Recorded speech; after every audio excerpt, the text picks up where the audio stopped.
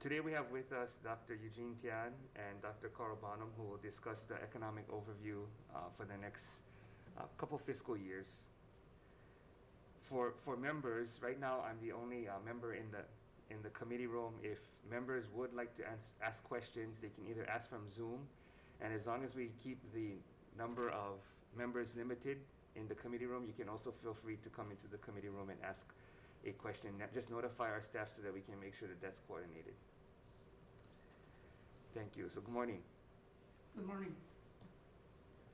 Shall I start? Yeah, now? please. Yeah. Good morning and Happy New Year. Happy New Year. Let me start with a.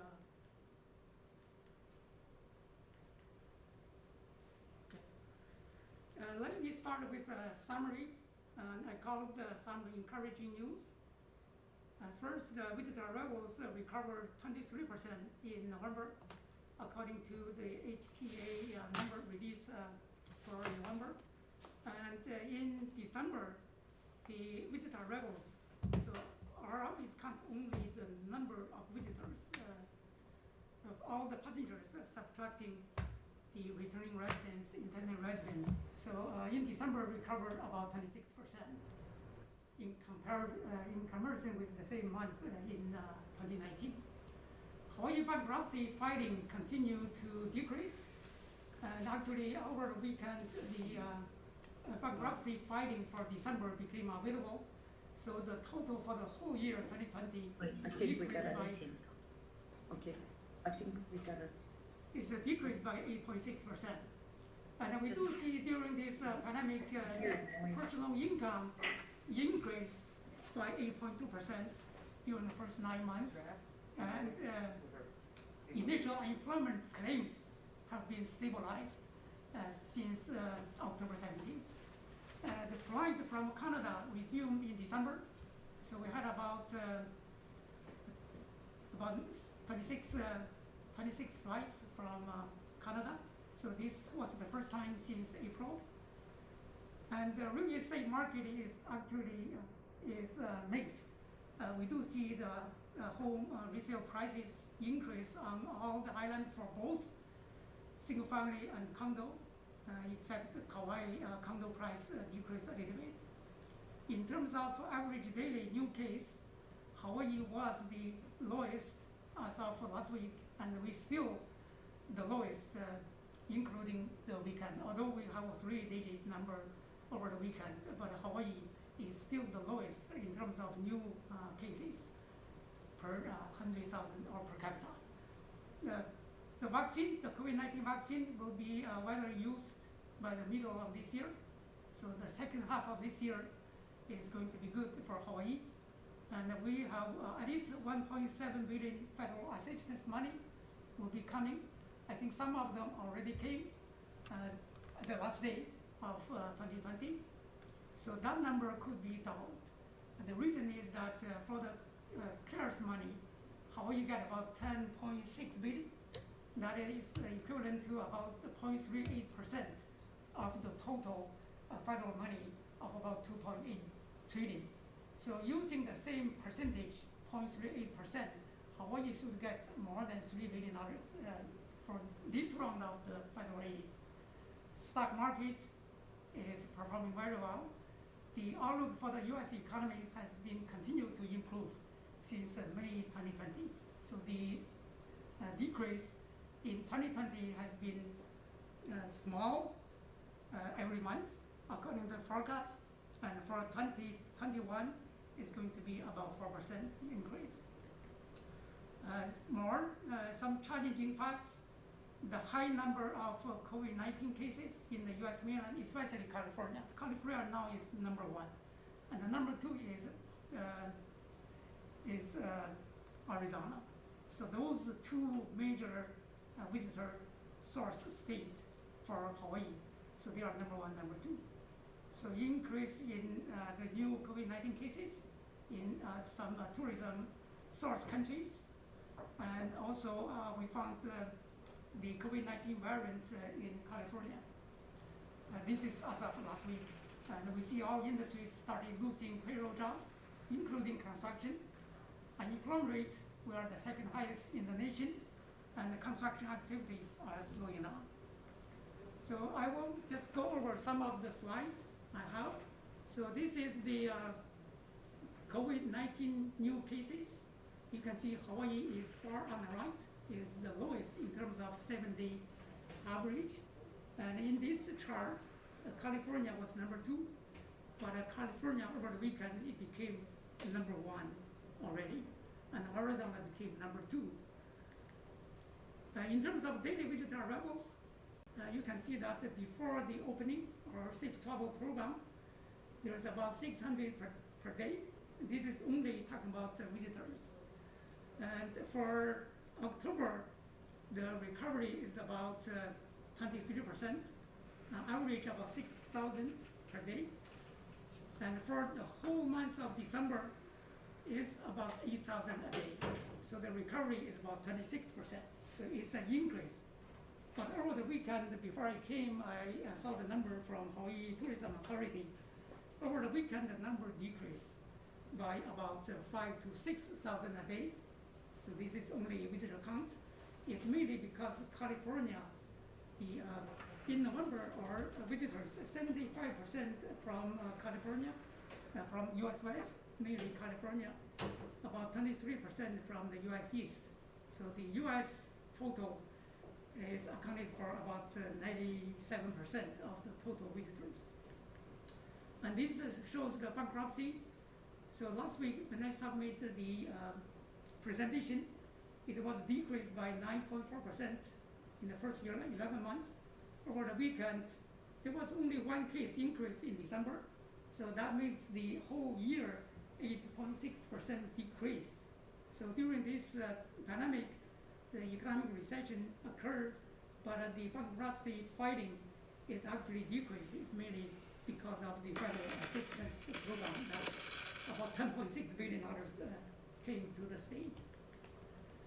And we will look at the business operating status. So we did 3 surveys, partnered with another 16 private partners. So we found in December, the number of businesses, the percent of businesses still closed is about 10.7%. So this was lower than the number we surveyed in September was 24%, and in July was about 16%. So this we can see is an improvement, but we still have over 10% of our businesses are remain closed. And when we look at asking the businesses to estimate their revenue changes, so for 2020, so we have about 86% of the businesses indicate that their revenue will decrease. And as of for 2021, that number decreased a little bit, is about 83%. So the improvement is slow and is small. We look at the US GDP and Hawaii GDP. So since 2000, Hawaii's business cycle or economic growth has been following the US.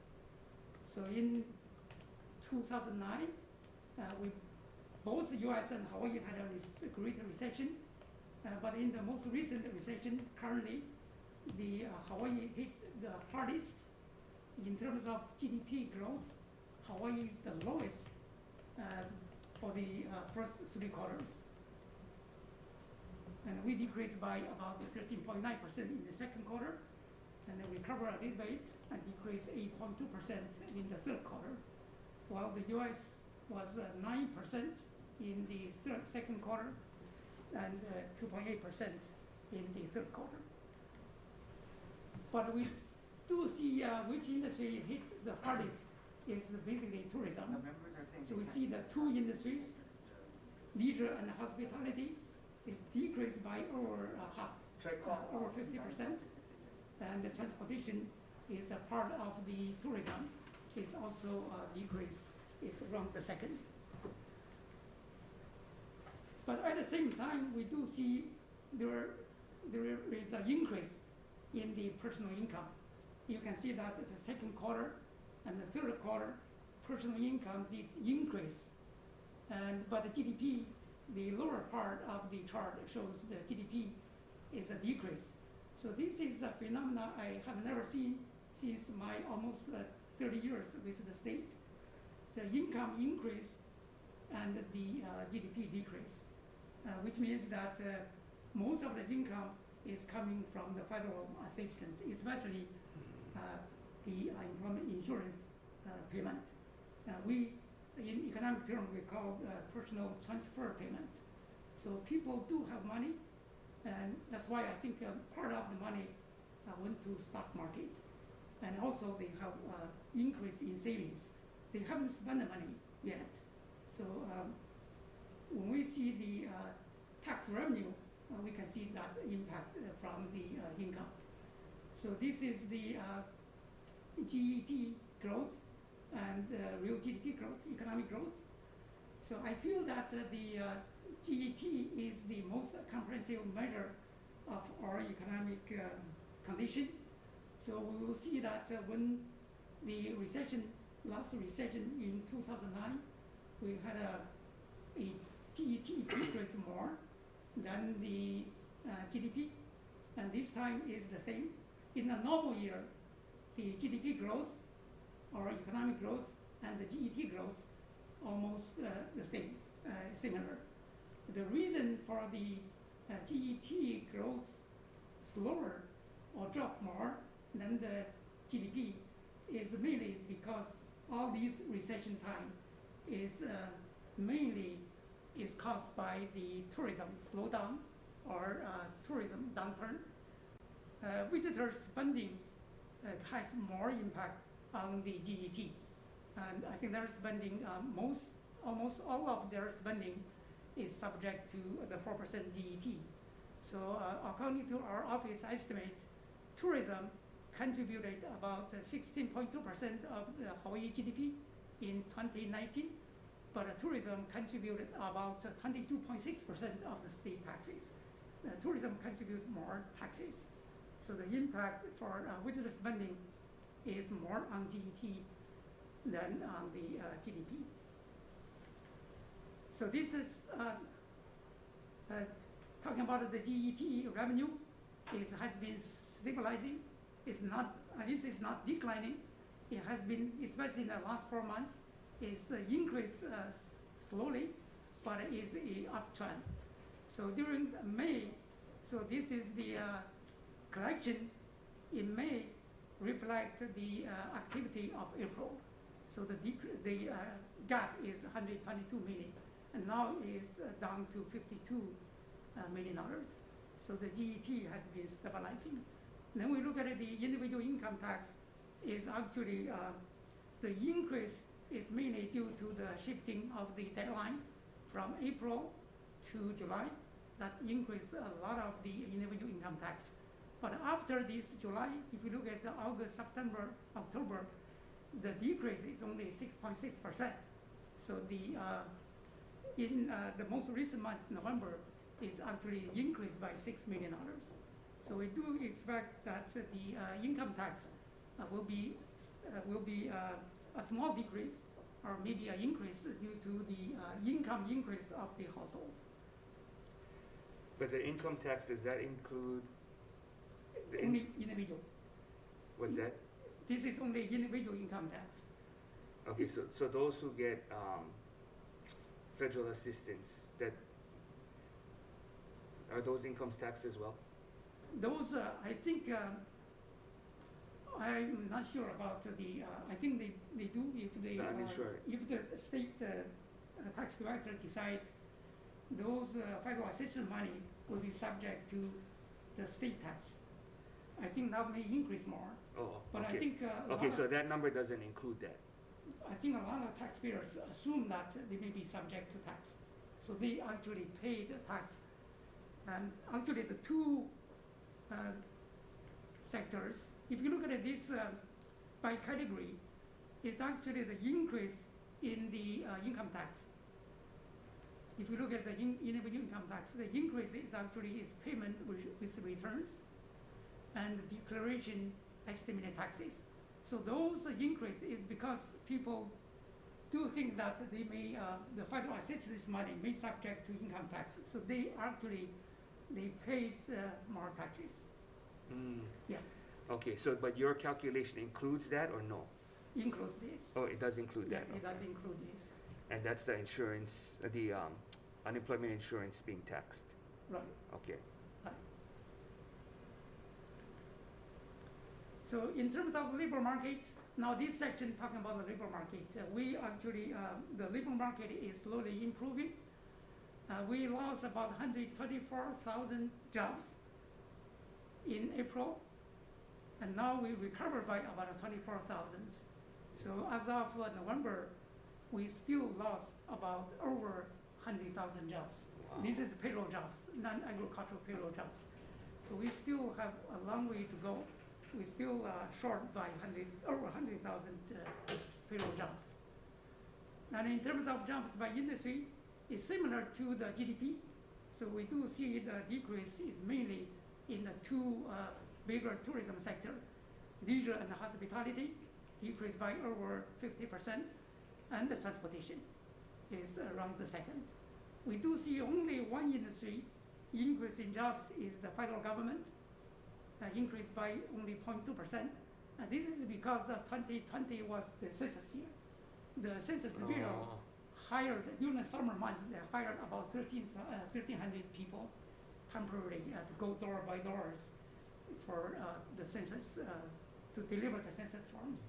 But that is concluded as of the 15th of October, the census has been completed.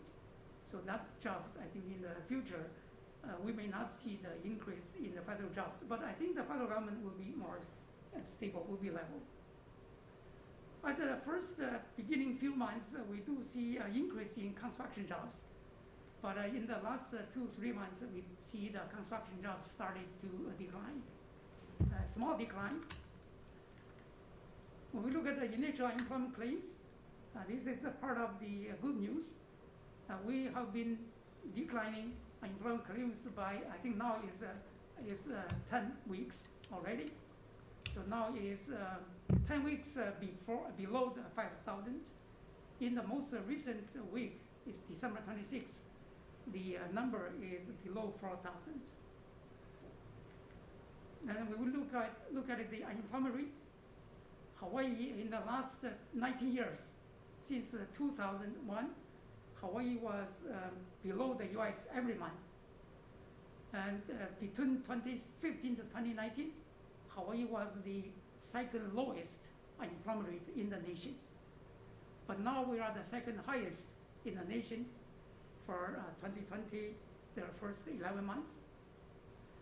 In the month of November, this didn't show up on the charts, is 10.1%. So the decrease is pretty fast from 23 to 10.1. So decrease by 13 percentage point.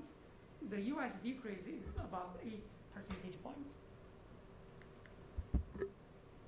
This is talking about the building permit. The decrease is mostly in the most recent 3 months. So you can see the total building permit statewide still decreased by about 5.6%. So that indicating next year, this year, 2021, the construction industry may be a little slow down.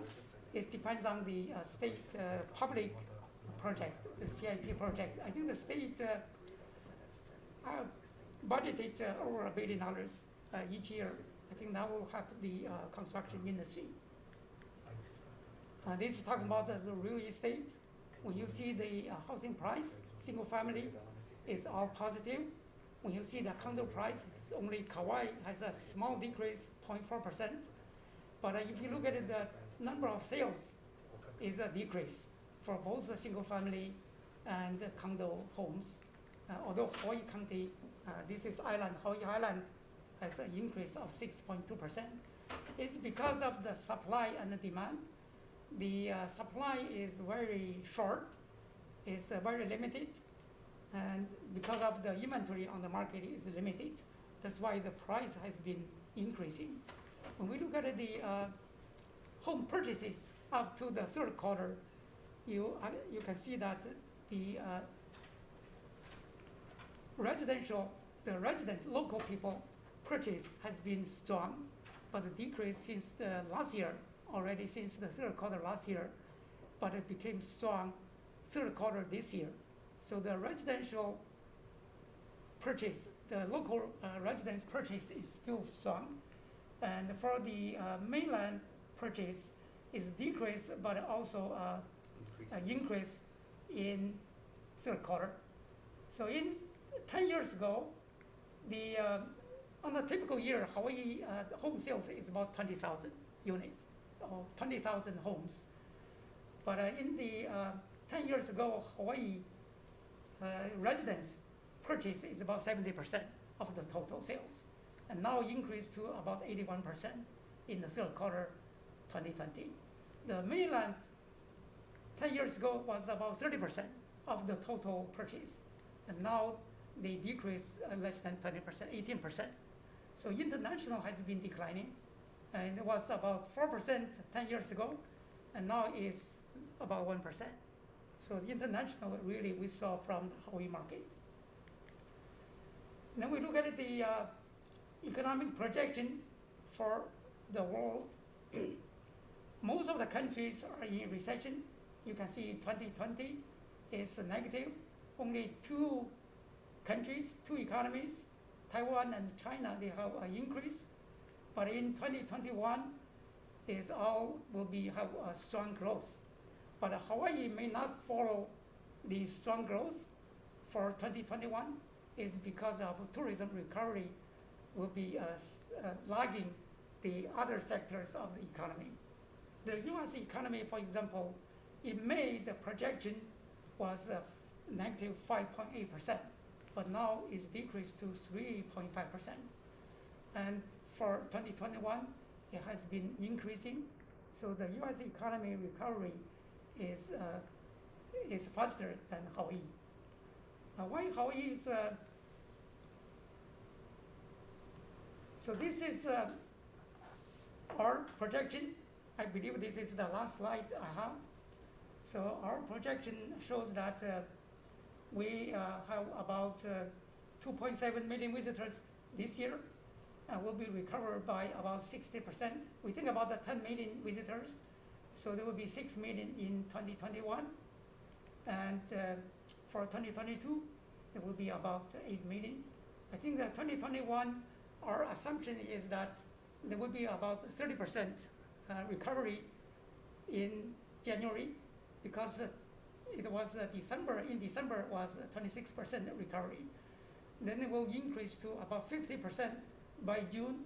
Then the second half, the visitor arrivals will reach, by the end of the year, will reach about 80%. So that's made us to believe the visitor arrivals will be recovered by 60% in 2021. I think it will be slow in the first half. Once the vaccine widely applied, I think the recovery will be faster. So the second half year for the economy, it will be better. I think it may be faster, the growth will be faster than we expected. I think this is my last slide. Do I? Okay, I'll ask if. Or maybe wait until Carl finish. Yeah, okay. Okay, why don't we let Dr. Bottom present, and then we can have the members ask both of them questions. So if Dr. Bottom, if you're ready.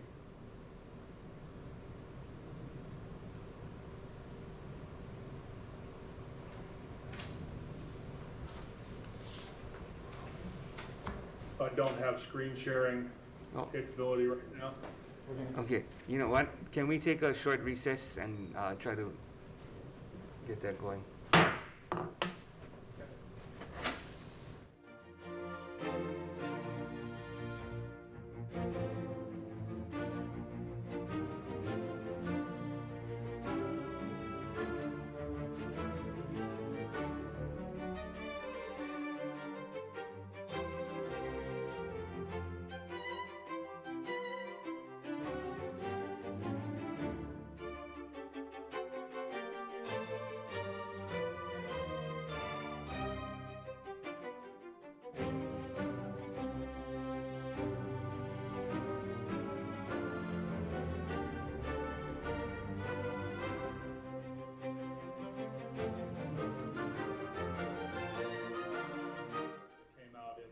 Second week of December.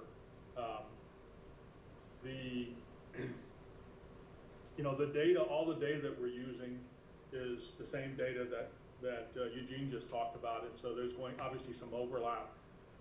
Differences of interpretation, I think, or sort of glass half full versus glass half empty interpretations, but the underlying picture is really very similar. When he was presenting his numbers on expectations for visitor arrivals, they're actually fairly close to the numbers that we have in our optimistic forecast. So one of the things that we've been doing for the last roughly the last year as producing a set of scenarios, because the uncertainty around these forecasts is so large, because it's being driven really by the virus, right? By the progress of the pandemic, and of course by policy, and by and now, you know, whether we're able to get a vaccine widely distributed quickly. All of those things matter.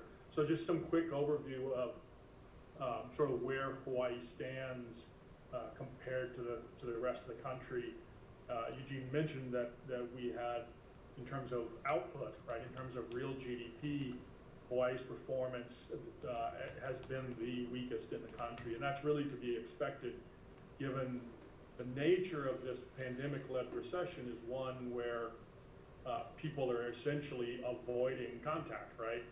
And so they're avoiding high contact activities, which means leisure and hospitality, travel, retail, restaurants, you know, the areas that dominate Hawaii's economy.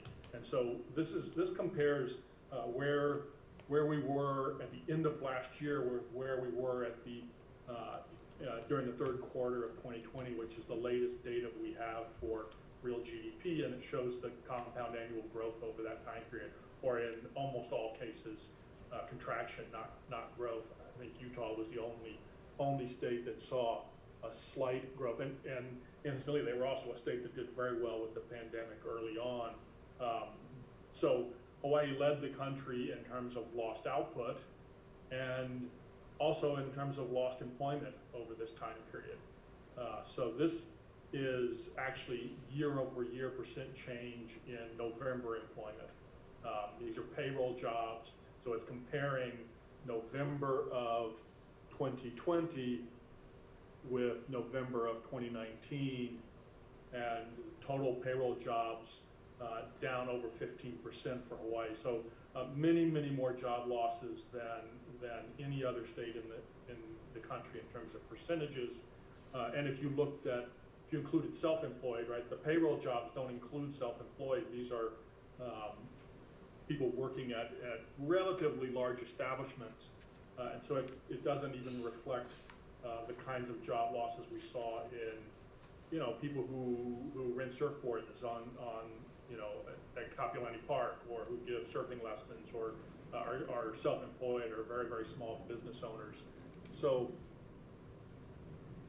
the other thing that Eugene pointed out, that's always the fun part about going second, is you just get to say, well, Eugene already said this. So there's been a real disconnect between what's happened in the labor market and what's happened to output and what has happened to income. And that disconnect is completely driven by federal stimulus or federal support, really. It wasn't really about stimulating the economy in the midst of the pandemic, but rather about supporting people. And the largest share of that that's showing up in income that puts Hawaii, you know, above the 50%, you know, above over half the states in terms of income growth from Q4 of last year to Q3 of this year. The biggest chunk of that was really the unemployment benefits. And so, you know, having those $600 plus up, and then later the $300 additional benefits for everyone in the state of Hawaii who was unemployed. And you know, and we had a relatively much larger share of our population and our workforce unemployed, and so we received an oversized contribution from the federal government in that regard. This also reflects PPP payments, right? So PPP loans, which you know, one of the reasons for uncertainty early on, and continues to be true for tax revenues, is the treatment of those PPP loans for tax purposes. And initially, we weren't sure that the PPP loans would get counted as income, and the BEA chose to count them as income and treat them as a grant rather than as a loan. And so by our estimate, so we're not assuming in our forecast that we're going to get more than the 1.7 billion. Rather, and part of that is because so much of that was in unemployment benefits, And also Hawaii saw an oversized contribution in the PPP. So we had more PPP loans than our share, if you will, during the last round. Of course, that's just one more uncertainty in the overall forecast. If you look at where the job losses have occurred, so these data are a little bit different than what Eugene was presenting, because these are our estimates of the benchmark revisions that will happen in March. And so they actually, so for example, in Eugene's data, I think he had -0.3 for construction. We have almost -4% for construction in the revised data. Other than that, they're very, very similar with. So the job losses again are following that pattern of it's all about high contact, leisure, travel, anything that's related to that. But in Hawaii, the job losses were really everywhere. The only large sector that didn't see job losses in 2020, and this is for the whole year through November, was federal government. Every single other sector saw declining jobs. And so even though the pain was really concentrated in accommodations, and in leisure and hospitality, the need to sort of shelter in place and avoid contact really impacted all sectors. So one more slide to sort of put things in perspective to show you what our recovery looks like. This is the preliminary data that Eugene mentioned, and this is all cumulative change. So the initial drop in jobs measured on the right axis for Hawaii was roughly 130,000 jobs, as Eugene mentioned.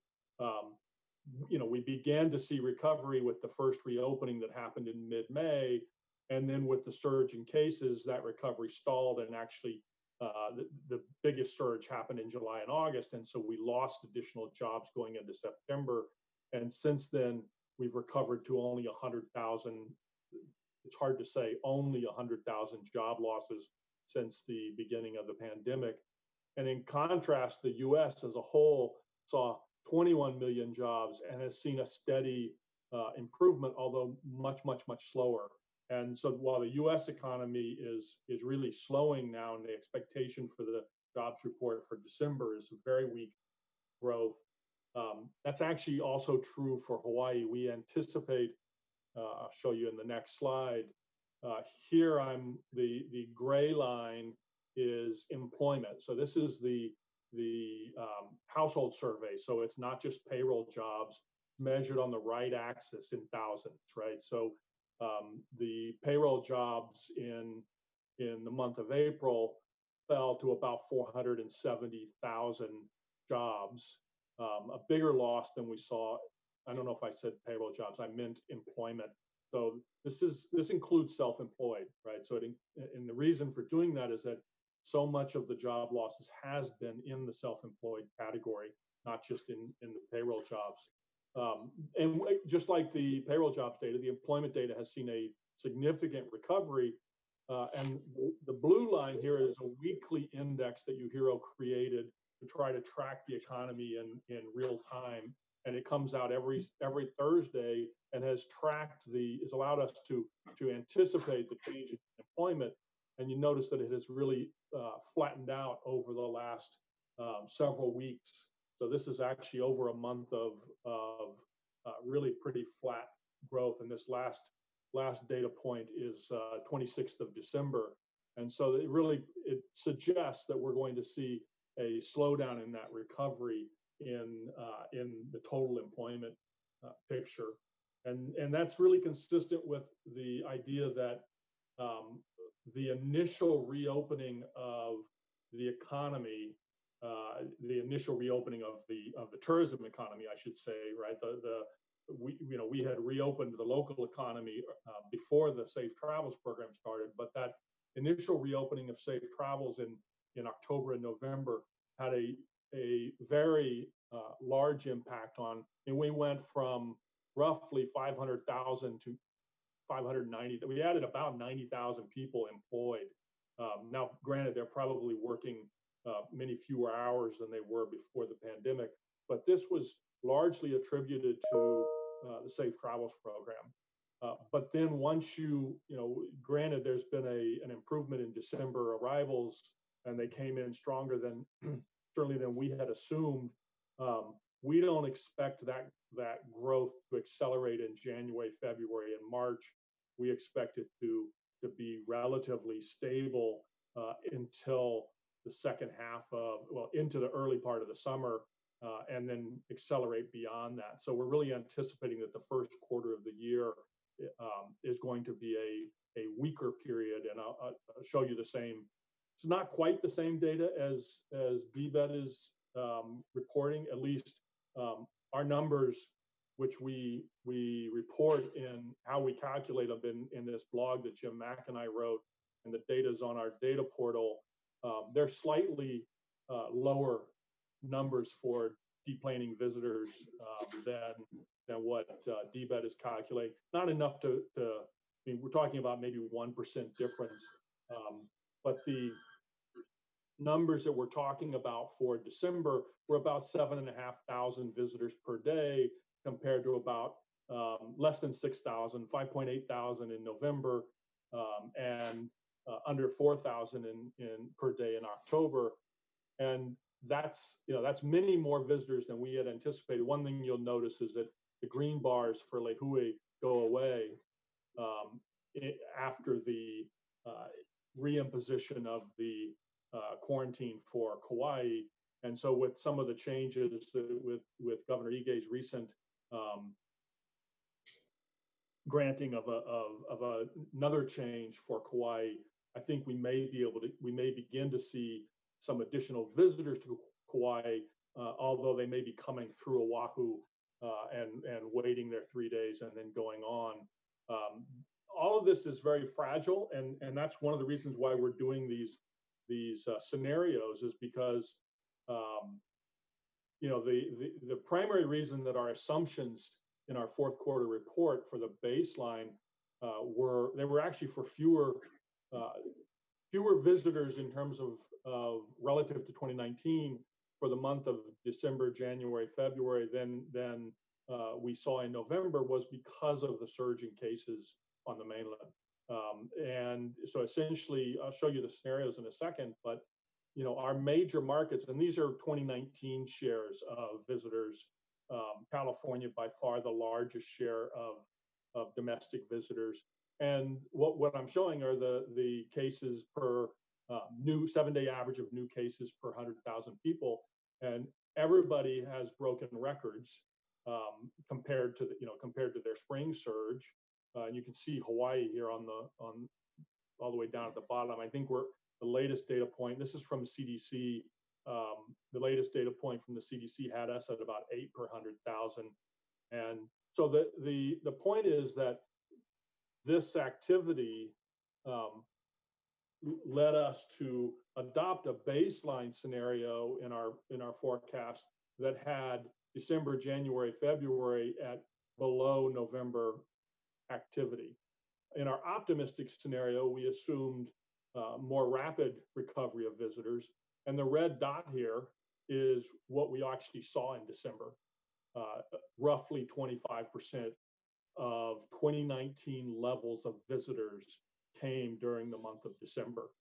And the explanation for these different scenarios has to do, and the reason we adopted a lower scenario is we worried about the growth in cases in our major visitor markets, the availability of tests, whether people would begin to restrict their travel because they weren't sure they would be able to get their test results back in time to make the flight and to have their test result before they departed for Hawaii. Apparently, that wasn't the case. The pent-up demand outweighed concerns over the virus. So anyway, I think if you were to do your own adjustment of the numbers that we're talking about today, you might pick something in between the optimistic and the baseline. And the reason I say that is that, at least as of now, I wouldn't assume that January and February are going to be stronger in terms of relative to 2019 than December was. The data we have so far, we just got the first 3 days of January, and it's not stronger. It's more like 21% instead of the 25% that we saw in December. Of course, it's the beginning of January, and that's generally a weak period of travel. But so flattening out, basically the story would be flattening out for the first several months of the year, and then gradual recovery accelerating as we get into the second half of 2021. And the key thing, I mean, the uncertainty here is, are we going to roll the vaccine out in a way that, reaches a large portion of the population? And I think there's some reason for hope that we'll have a coordinated national effort under the new administration. There's some reason for hope that we'll have much more focus on vaccine production and also on testing and rapid testing that will allow us to get more closer to back to normal earlier in the year. But it's still highly uncertain. And then, of course, there's the new variant of COVID that, or the new strain that is reported to be more contagious, that also raises uncertainty. So when we put all these assumptions into our model, we get a set of scenarios that gives you a very, very wide range, over a $6 billion, more than a $6 billion difference between our optimistic scenario and pessimistic scenario for visitor spending. This is real visitor spending for 2021. So that and all of our scenarios have the economy recovering to less than, or visitor spending, the tourism economy recovering to less than, to a lower point than it was at back in 2018 and 2019. And that's not based on, just an assumption that we won't recover, or that it just takes a long time to recover. It's really based on the assumption that, particularly on Oahu, the short-term vacation rental market is fundamentally changed and from policy. In other words, the city and county of Honolulu will actually enforce the short-term vacation rental policy, or the short-term rental policy, and that will constrain the overall supply of accommodations for the foreseeable future. It's also based on historical behavior of various visitor markets. That uncertainty also shows up in the unemployment rate, with a difference between the baseline, the optimistic, and the pessimistic scenarios of over 45,000 jobs and about 4 to 5 percentage points of unemployment.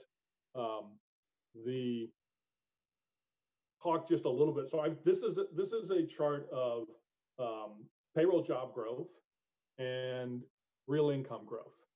And so, as we talked about already, there's a dichotomy between the roughly 15% drop in jobs in contrast to what we think will be almost a 5% growth in real income for 2020. And the reason for that growth is the federal money that supported unemployment benefits, the PPP loans, and other forms of CARES money that work through into income. When we did our forecast that we released in the fourth quarter, we actually assumed much of what showed up in the latest federal legislation. We didn't have all the PPP calculations included. We assumed that the direct payments to households would be a little higher than they are, about $800 instead of $600. We assumed that we would get, so basically we did a lot of guessing, and there was some information in the various bills that were floating around. We assumed $300 of unemployment benefits would be, $300 of extra unemployment benefits would be available roughly through the first quarter. And since then, I adjusted our forecast for income to a smaller drop in 2021 because of essentially assuming that we're going to get the same share of PPP loans that we got in the last round of legislation. And that only shaves about 0.5% off the decline in real income. because, you know, the billions of dollars that we received in 2020, at least for now, without an additional federal stimulus package, which apparently depends mostly on what happens in Georgia tomorrow, that, you know, we're going to see a decline in income in 2021 that's quite large. The job growth happens at the end of 2021 mostly because that's when we begin to see the effects of vaccination, and so we actually see a stronger performance of the economy next year. And that's all the slides I have. If you're watching and you own rental property, please participate in our rental property survey. I'm happy to answer, blatant plug, sorry. I'm happy to answer any questions. Okay, thank you. Okay, I see Senator Inouye. Who's your question?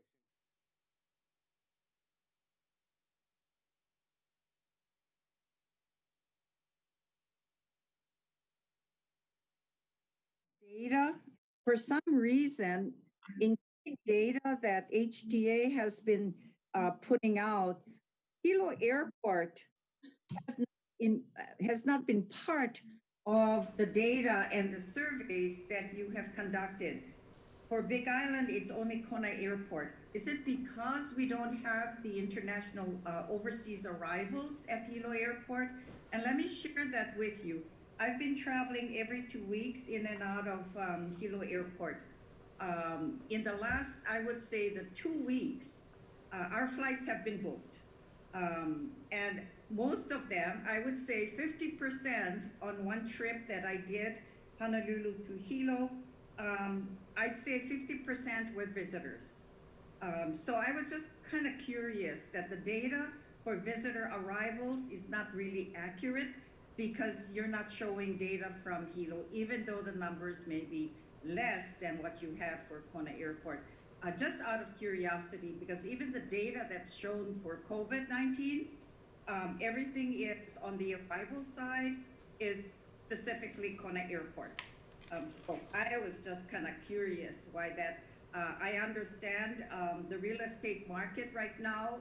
I've talked to several of the real estate people just a couple of days ago. It's booming. I mean, people are picking up properties out in Hilo in particular, and in Puna as well.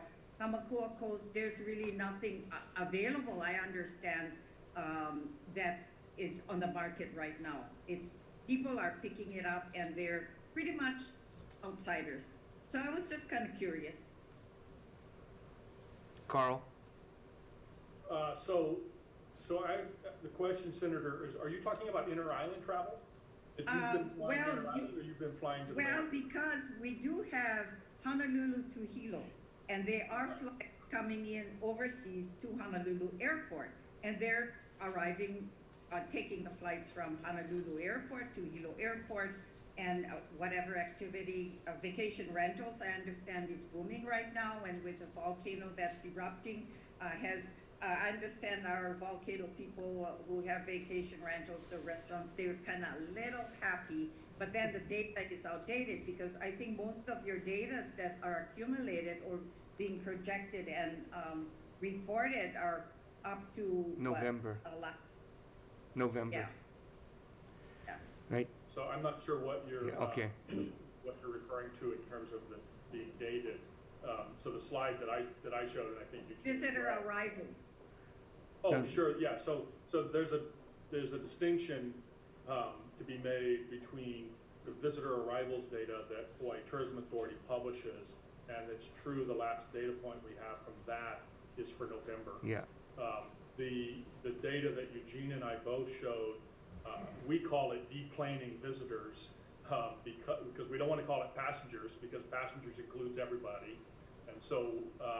And so that data would not reflect inter-island travel, right? So if a visitor flies into Oahu, gets off the plane, catches a connecting flight to Hilo, they would get counted once in this new data that we're getting from through the Safe Travels program, it wouldn't tell us all the different places they go in the state, right? In order to get that data, we're really going to have to wait until we get the survey data from Hawaii Tourism Authority.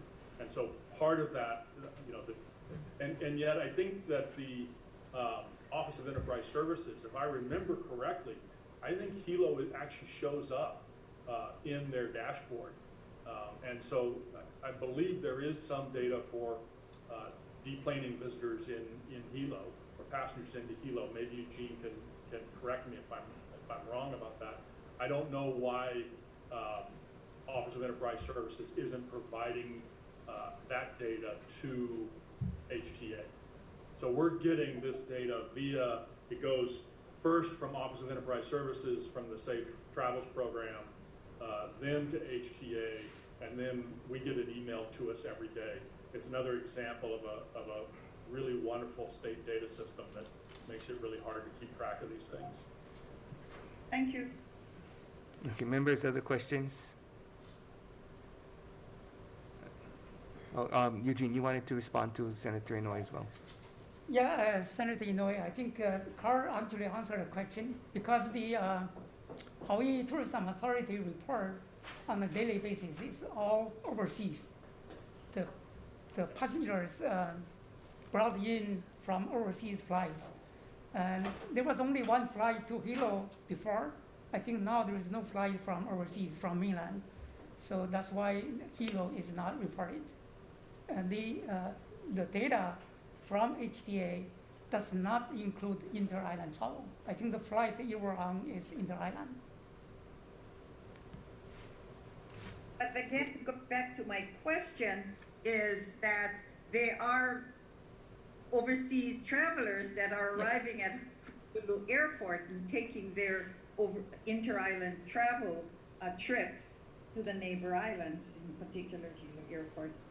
So that data will show up in the monthly reports from HTA, and the way they figure that out is from the surveys that are conducted, right? So when you fill out the form and it says, you know, I'm flying into Oahu, but I'm going to visit Hilo for 4 days to go to the volcano, then that's how they get those counts. And there is no way for them to get them. Well, I don't want to say there's no way for them to get them in the daily data. This is a new data source. It's brand new, and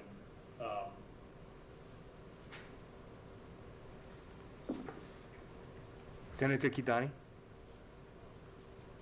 Thank you, Mr. Chair. Question for Carl. The federal assistance that we're hopefully getting soon, do you know how it will be channeled to us? Will we get lump sum, like, or is it going to the departments? it's a little bit of everything, somewhat like the last program, but so there's going to be lump sum payments directly to individuals. So it's very possible that people have already received those, right? There were going to be, so if you had direct deposited, you may have already received it if you were eligible. That direct payment is essentially half of what people got during the last CARES program. And then there's also additional unemployment benefits. So Department of Labor is going to have to process additional unemployment benefits. I believe it's $300 for a little bit less than 3 months. And then there's another round of PPP loans, which we presumably, and I can't tell you if anything has changed in the PPP loans in that process, but presumably we're going to have to compete for those again. And we did a great job. So the banks did an amazing job last time. So in the work that we're doing, we're assuming we're going to get the same share that we got last time in the PPP loans. And then there's also money that's going to be made available for testing, for vaccines. So presumably some of it will go to DOH and DOE and other. So very much like the last program, but with different size buckets. Do we also have any idea how many taxpayers, citizens of Hawaii did not file for that, I think it was $600 per person amount from the feds and are able to get it through their tax returns? That's a great question. I don't know. So I don't think that people had to actually claim those payments. But if they didn't get them, they can still get it through their tax return. That was my understanding of the process. So my daughter didn't have to fill out anything with IRS or Treasury or anybody to get that payment. But if you didn't get it, so actually it might not be a bad idea to communicate to the general public that if they didn't get that payment, they should be filing for it with their tax returns. Correct, because I have not seen any public announcement to that. And I do know people who did not receive it and should have. That reminds me, I should tell them to make sure they file for it with their tax return. Thank you.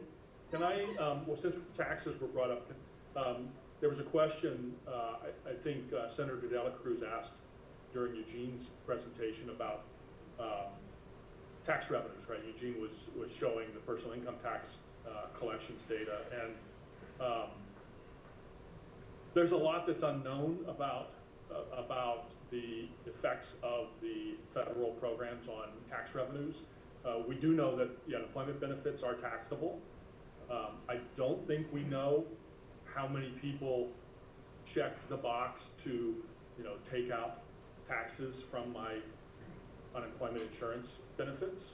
That would be a number that would be useful to know, right? Because everyone who didn't check that box is either going to be surprised when they file their taxes, or they've been making estimated payments, which seems awfully cumbersome for unemployment benefits.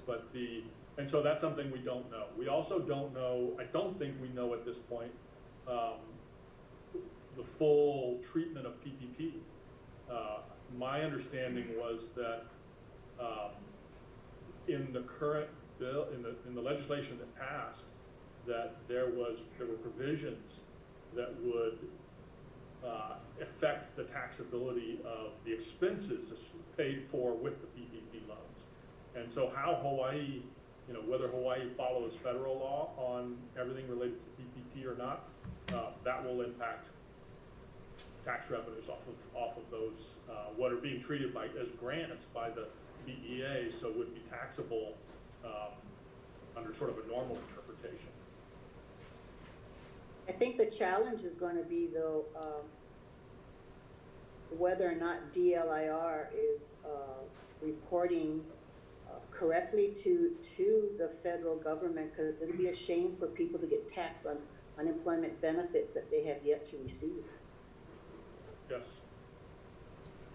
Well, so, yeah, I don't know that I'm not sure that would happen. I suppose anything's possible, right? And I don't know, I have another question. I'm not sure if this is for you or for Eugene, is to, actually two questions. How are expiring unemployment benefits factored into the economic outlook? And the second question, why the slowdown in construction sector? So one thing to keep in mind that we've sort of lost in all of this is that Hawaii's economy was slowing markedly before the pandemic hit. In fact, we lost jobs in 2019. Total payroll jobs fell 0.3% in 2019 before the pandemic ever hit. And I mean, before this, our forecast was for very, very weak growth for the next several years. And so why are construction jobs declining? I mean, it could be a whole variety of factors. There have been projects that have been put on hold that have slowed down or have been put on hold. We certainly haven't seen the impacts of what will presumably be increased CIP spending over the next year or so. I mean, our forecast is not for construction jobs to decline in 2021 and 2022. Rather, it's for them to go the other direction because of increased spending. And you know, there certainly could have been impacts just in terms of slowing activity because of reaction to the pandemic, right? Needing to be more careful and to slow projects down. And then the other thing with construction is that it's always extremely volatile, and all it takes is for one high rise to get completed before the next one starts for there to be swings in employment.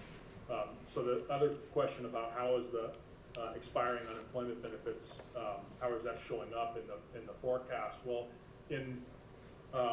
what we're doing is we are essentially projecting out the number of people that we think will still be filing claims, and you know, the number of continuing claims for unemployment benefits are orders of magnitude larger than the initial claims. Right? Initial claims have been flat because you know the economy collapsed in April, and we've seen some small recovery. We haven't seen another wave of additional job losses. So the initial claims is only a piece of it. The continuing claims are hundreds of thousands of people still. And what we're doing is projecting out both based on policy, right? So the PUA program and the federal emergency, the PEUC program, were both set to expire at the end of December. Now they're set to expire roughly at the end of March. And so as those policies go into effect and as we have job recovery, then we anticipate reduced number of people filing claims, which means reduced income from those sources, but then as they go back to work, returning income from labor sources. And so they're all being put into the models, but like everything else, it's incredibly uncertain because of the changing policy. The dollar amount of the benefits changes, all of that, and it's led to real challenges in figuring out what income how much will income grow or fall in the next year or so. Okay, if we can let Dr. Tian also respond to Senator Kidani. Yeah, these two questions, income. This is a very special year. So we do see income, 2020 was a recession year, but the income increased a lot. But 2021 is a recovery year, but we see we will see the income will decrease from 2020. So this is a very special. I think both the UHERO and DBET project will have increase in income 2020, will decrease in income in 2021 is because of the reduction in the federal assistance money. We get 10.6 billion in 2020, and we will get about 1.7. I think the Senator Schatz reported about at least 1.7. But Hawaii's population is 0.45% of the U.S. And also, Hawaii's GDP is about 0.45% of the U.S. Then for the CARES money, Hawaii got about 0.38%. So I think maybe we are a little heavy on the PPP, but overall, Hawaii was below in terms of population GDP, Hawaii was below the share. So if we use the 0.38% for the new money, I think we should at least get about $3 billion. Our projection for income for 2021, we build in about $2 billion from the federal assistance program, but it still is a decrease in income for 2021. And then secondly, for the construction, why construction slowing down? I think one of the reasons, the main decrease is actually in the residential construction and additions and alterations. There is an increase in commercial industrial, but the residential is the majority part of the construction. The part of the decrease is our population decrease. according to the Census Bureau estimate, we actually lost population 4 years in a row, 2017, 18, 19, and 2020. So we lost about 22,000 population in the last 4 years, about 5,500 per year. So that means the housing demand is slow, although the housing price continue to increase, but because of the demand side, really for their homes, it may not be as strong. Thank you. Any other questions from members? Senator Wakai.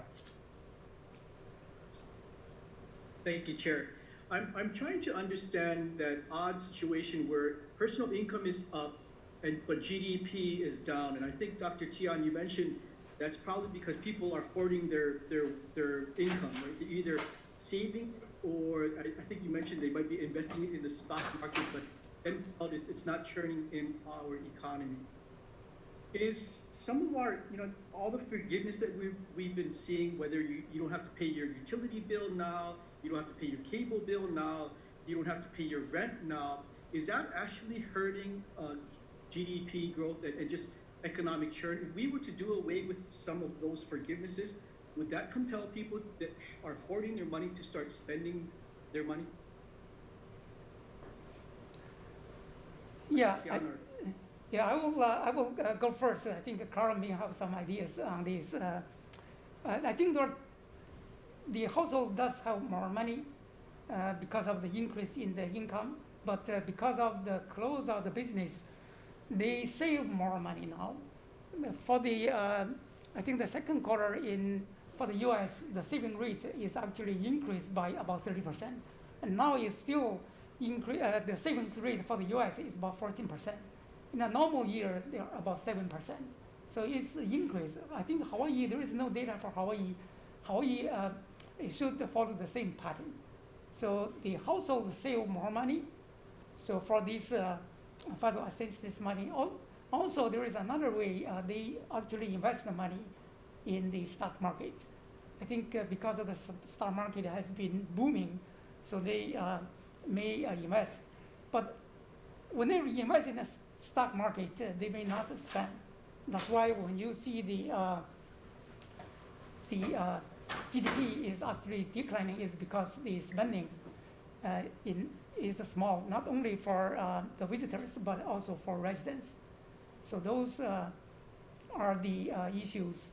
I think there are some other issues because of the federal assistance or the government restrictions. It may impact some of the industries like the utility.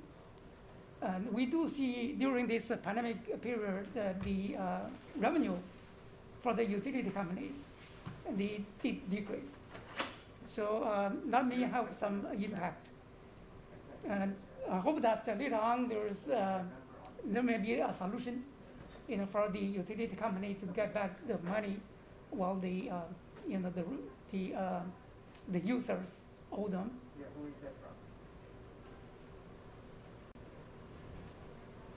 Yeah, maybe Dr. Bonham. I mean, I'm trying to figure out, people have personal wealth. They're just choosing not to spend it locally. And what is it from a policy standpoint that the state and even the private sector can do to kind of compel people to spend money locally? I mean, should we do away with all of this forgiveness of rent and payments of electricity and internet bills and all of that's going on right now? Dr. Bonham? So there's fundamentally what's happening because of the pandemic is that people are choosing not to do face-to-face interactions, right, to reduce their potential exposure. So what that's resulted in is a big shift in spending nationally away from services, right, away from leisure, hospitality, transportation, away from retail, away from local retail, right, and towards goods and so bigger ticket items. So I think my hunch is if you looked at auto sales in the state, they probably have held up fairly well. If you look at home sales, they've done very well. If you look at big ticket items and probably also internet transactions, right? Those the internet retail transactions has done very, very well, and that's true across the entire country. And so the only thing that will completely solve that change, which is, you know, me avoiding going out to eat, is dealing with the pandemic, right? Solving the health problem. And so the number one thing is public health. I mean, the primary is really about us getting the state vaccinated. And so if we want to cure the economy in the short run, there's sort of two things that we have to do. We've got to maintain public health, and we've got to safely bring visitor spending back. And those two go hand in hand, right? When I say safely, we have to keep our case counts under control. And so the vaccine process is incredibly important. Increased testing is very important. Those things are primary. There has been a significant increase in the savings rate nationally, and presumably, as Eugene said, we don't have the data for Hawaii, but presumably that is happening in Hawaii as well. But the other thing you have to keep in mind is that the reason GDP is down so much in Hawaii and income has held up well is that, on the one hand, for income, we have all these transfer payments in the form of unemployment benefits and the $1,200 checks that we got and the PPP loans. All of that is showing up in personal income. And on the other hand, for GDP, we've lost all of the visitor spending, right? So, and when you put those two together, it all makes very good sense. So should we get rid of programs that say put a moratorium on having to pay rent or utility bills? So think about this. So you could stop paying your mortgage right now, but you haven't, right? Because there's no reason to. You have the income, you're still paying your mortgage. People who have the income are still paying their rent. I'm sure there are a few people who are trying to game the system and have decided they're not going to pay their rent, and maybe they leave when it's all over. I don't know how that works out, but because we realize, one, we have the income, and two, we realize we have to pay it eventually, right? And so the programs that are designed for helping people who, through no fault of their own, are unable to pay their rent or pay their electric bills seem to me like the exactly correct response. And yes, we don't want them to be abused, but in the early parts of the crisis, you sort of accept some abuse in exchange for helping people who really can't make it. Doctor, yeah. Okay. Senator Bakai, do you have any follow-up questions, or are you done? Okay, Senator Moriwaki. I'm going to unmute. Am I unmuted? Yeah, Good. we can hear you. Okay. Aloha. I'm interested in the affordable housing, and Carl, you had mentioned, and Eugene, that we are selling more houses, but I'm just wondering, and your survey on rentals, that rentals are now being much more available. But again, income, business income, individual income is one thing, but the other is the expense side of the sheet, so that are people actually buying more? Are we getting more people into rentals? Because that's going to be really important in March as we look at federal funds drying up and where are we. So I'm kind of looking ahead and what kinds of data you're collecting or have that can project forward. Carl, and then maybe Eugene. So, actually, home sales have diminished. They've fallen, not increased. And I guess I would. So the housing market is just as weird as the rest of the economy this year, and there's a whole variety of different reasons for that.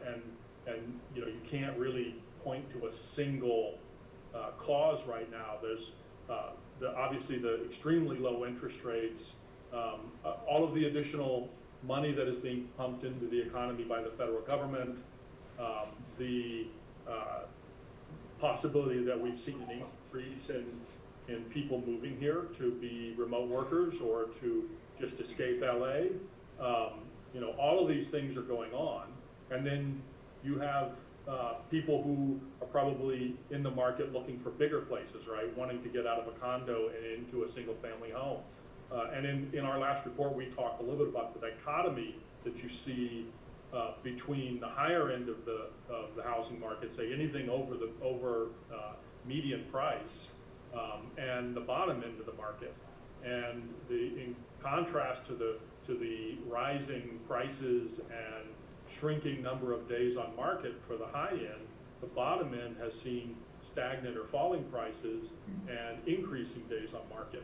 And you know, that I think also reflects the overall economy, right? The people who are being hurt the most by this pandemic are the people who can afford it the least.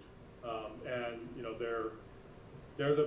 and then there's also the effect of the loss of tourists on that lower end of the market. Those one-bedroom units that used to be rented in Waikiki or outside of Waikiki illegally no longer have a market. And you know, all of those things are going on, and none of them reflect a booming economy, right? So none of that is an indication that our economy is really strong, right? The rising home prices doesn't reflect a strong economy. It reflects growing wealth at the top of the income distribution and possibly even in migration of you know, relatively well-to-do people buying houses. And what it also reflects is the fact that in Hawaii, we have a really hard time producing housing, right? We simply don't produce enough housing any given day, year. And so anytime there's an increase in demand for any reason, whether it's the Federal Reserve or people moving in, it causes prices to go up very quickly. So on the rental side, we have precious little real data on rents. In our last report, we talked a little bit about there's some evidence. We're scraping data from Craigslist on rental advertisements and from Zillow, and there's a little bit of information that suggests that rents are flat to down. And in our rental survey, that we're actually going to do a new release of the commercial rental survey in January, and another report that we released at the end of last year by Phil Garboden and one of our graduate students suggested that given that we're probably looking at 10 to 11,000 households that will see their housing burden increase by 20% or more in the first quarter of the year. And that number goes down as the economy recovers, but it's also being offset by lost unemployment benefits. So housing is a big deal, and as you pointed out, come March, it's an even bigger deal. And the only real solution is to be able to get money into the hands of the people who, like, as I said before, for no fault of their own, found themselves out of work and unable to pay rents. And I think that's really something that the federal government hopefully will be addressing. I guess on the short-term rentals, there's no way to find out, I mean, because there were all these illegal ones that now have to give it up to either sell it or find a way to more long-term rentals. There's no way of measuring that, right, or getting data on that, Carl? You know, I think short answer is I think it's possible. It's hard, but I think it is possible. And in order to do that, we would have to have data on every transaction for the sale side. The data that HTA has been getting on the rental side, I think gives you enough information to be able to try and identify when a property went into the for sale market that had previously been a short-term vacation rental. But it's very, very difficult. It's something that we're working on. And we've been gathering data and working on understand that problem for quite a while. Your survey doesn't capture that, your rental survey doesn't. That's correct. Dr. Tian, do you have a? Yeah, in terms of the real estate, I think the numbers are mixed. We do see the housing price increase, but at the same time, we see the number of sales, the volume is actually decreased, especially for condo homes. Actually, for all the major island, the condo sales, the number of sales is a double-digit decrease for the major island. So the price increase is because of the supply, and there is very few inventory. But in the third quarter last year, the demand started to increase, both from local residents as well as from the U.S. mainland. So last recession in 2009, but in 2010, actually the mainlander came to purchase our properties. So that year in 2010, 30% of the sales was to the mainland owners. So I think we need to watch maybe next year, this year is 2021, it may be a year that the real estate, there'll be more outsiders coming to purchase our real properties. Any suggestions on policies? How we can get more of our people into these homes? They're so needed. That's a big problem for us, affordable housing. The policy needs to be build more housing. I mean, there's not a good way to prevent people from moving here, right? And to prevent them, and you know, we could double our property tax or triple it, and it still wouldn't stop somebody from, you know, wanting to live in Hawaii. And so really it's about, and so as part of some of the work that things we've been talking about in the House Select Committee, and I assume that the Senate committees have been talking about the need to invest in infrastructure as a economic stimulus, but also as a core piece of making it possible for housing construction. And if you look at what happened in Kapolei or in Eva after the state invested in infrastructure, and while I know Kakako is not everybody's favorite project, state investment in infrastructure there also made a big difference. State investment in infrastructure, whether it's state and county, whether it's water or roads or electric or sewers, all of that helps to hold down housing prices, right? And helps to make it possible for builders to deliver. Thank you. Senator Favela, did you have a question?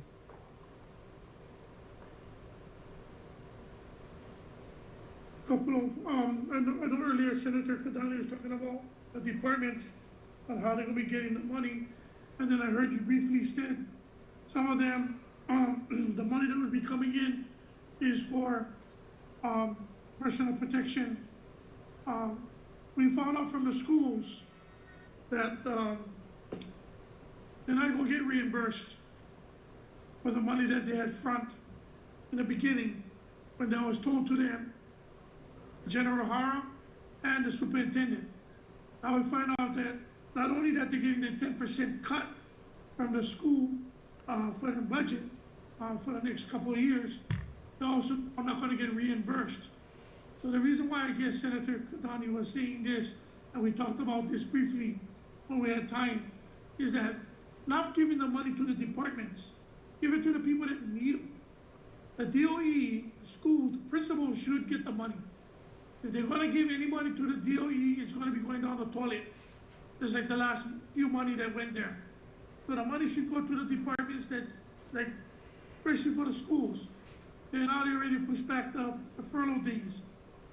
And I brought this up to you guys before, and maybe not all of you.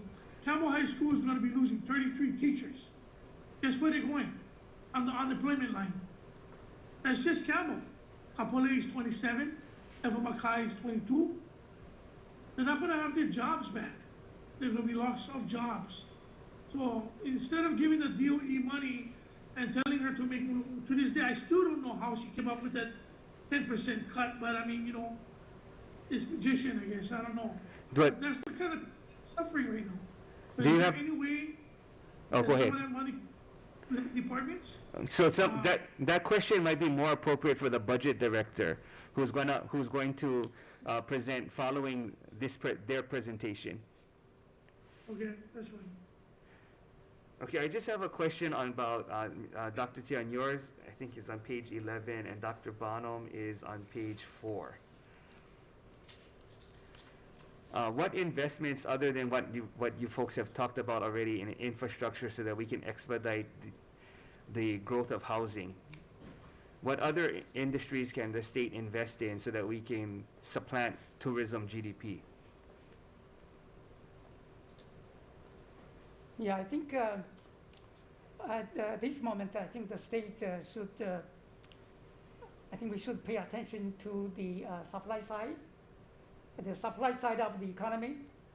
The supply side of the economy is actually, the reason is because the demand is strong.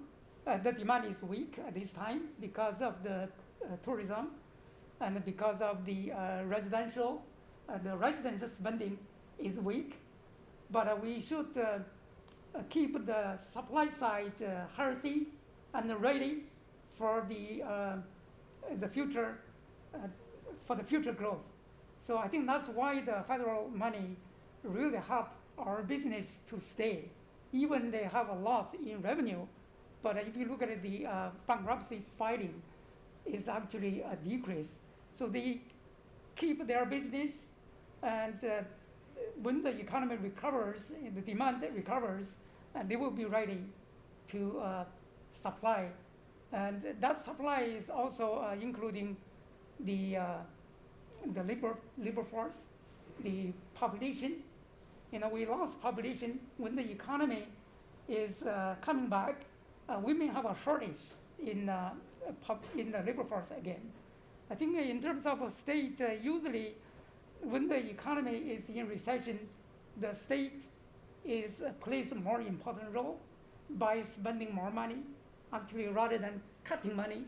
So spending more money, especially on the CIP project, in the last 10 years, actually, the state average CIP spending is over $1 billion. So on a normal year, the state CIP spending was about $500 million. So over the last 10 years, it's over $1 billion. So that's why during this recession time, the state should spend more money on the CIP, on the infrastructure. The infrastructure spending is mainly to keep our business, especially the construction industry, going. That is the most immediate, because the construction industry was impacted one of the least during this pandemic. I think most of the construction, the CIP spending, is over half is going to the transportation sector by DOT, and also by DOE to build schools, libraries. I think those are a good investment during this time. Okay, well, I mean, the legislature previously passed some investment for Aloha Stadium, right? There's 98 acres for development. There's, I think, about $250 million for infrastructure. What other, besides housing and investing in housing, which I think everyone agrees is a priority, what other investments can we make? So, for instance, investments in broadband. What investments necessarily for high tech, for cyber, for healthcare, for agriculture, specifically, strategically, so that we can grow those sectors? So, Senator, I think there's a couple of things to focus on here. One, and I know you've heard me say this before, probably heard Eugene and Paul and everybody else say it, but trying to identify the sector that is the one that needs to be supported is always challenging, and it's generally not the right recipe for strong economic performance. In other words, having economists or policymakers say, invest in this particular sector. So the CIP side is really not about investing in in the construction sector. It's about investing in physical capital that makes it possible for the economy to function better, whether it's better roads or better schools or the sewage infrastructure to allow for infill housing in Mo'iliili, for example, or other parts of the islands. Those aren't about supporting construction per se. It's really about supporting the future economic growth of the state. The broadband one is kind of the same way. It's not about supporting IT. It's about a necessary piece. You can put broadband in the same category as the airport.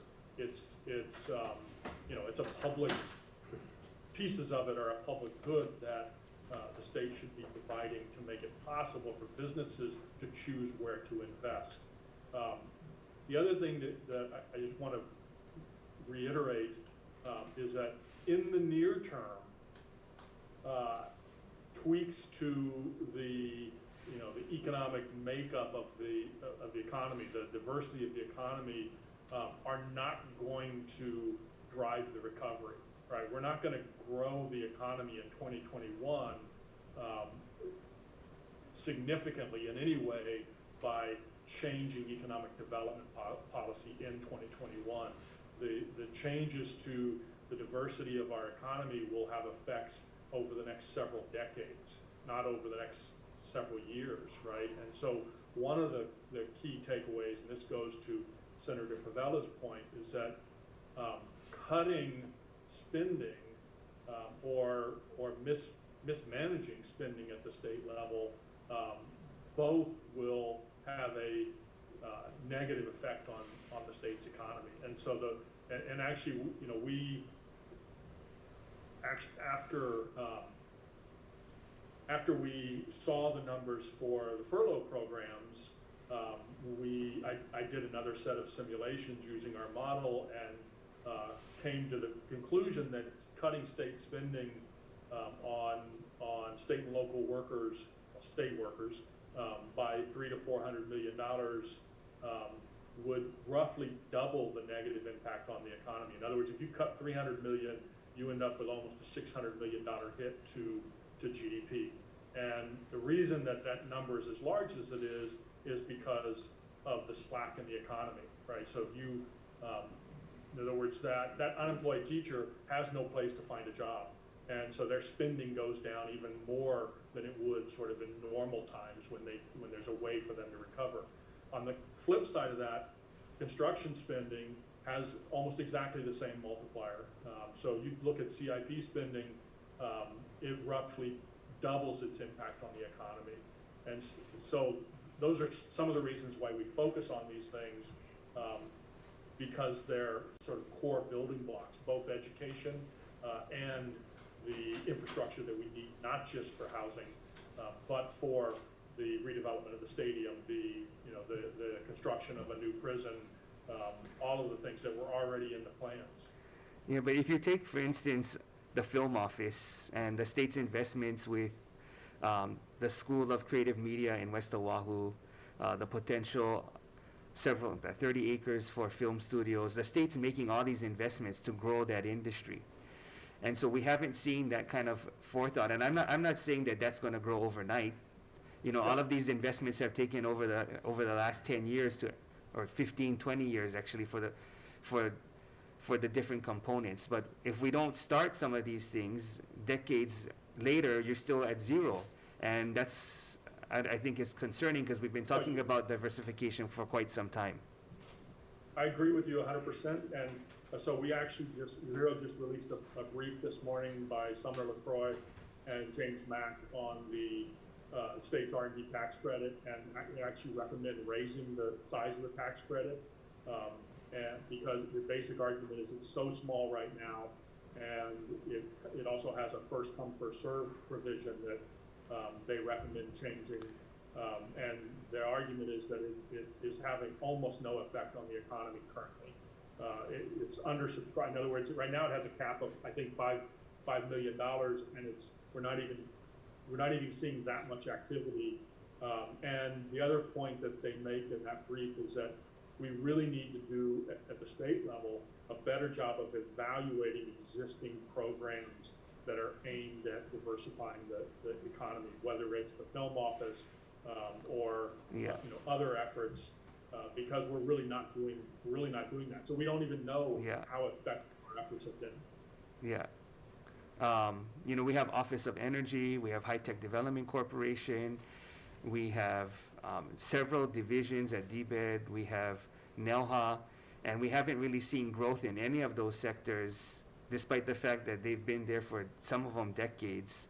Office of Energy is relatively new, but we haven't seen any kind of vision or forethought on investments for energy to diversify the economy there either, despite the governor's goal of 2045 being 100% renewable. So I'm just hoping that we can, at the very least, have some of these conversations, start to invest in capital improvements, because we need construction for the long haul, not necessarily the short haul. I think the short term is really the CIP.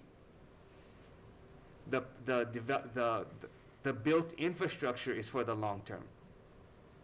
Correct.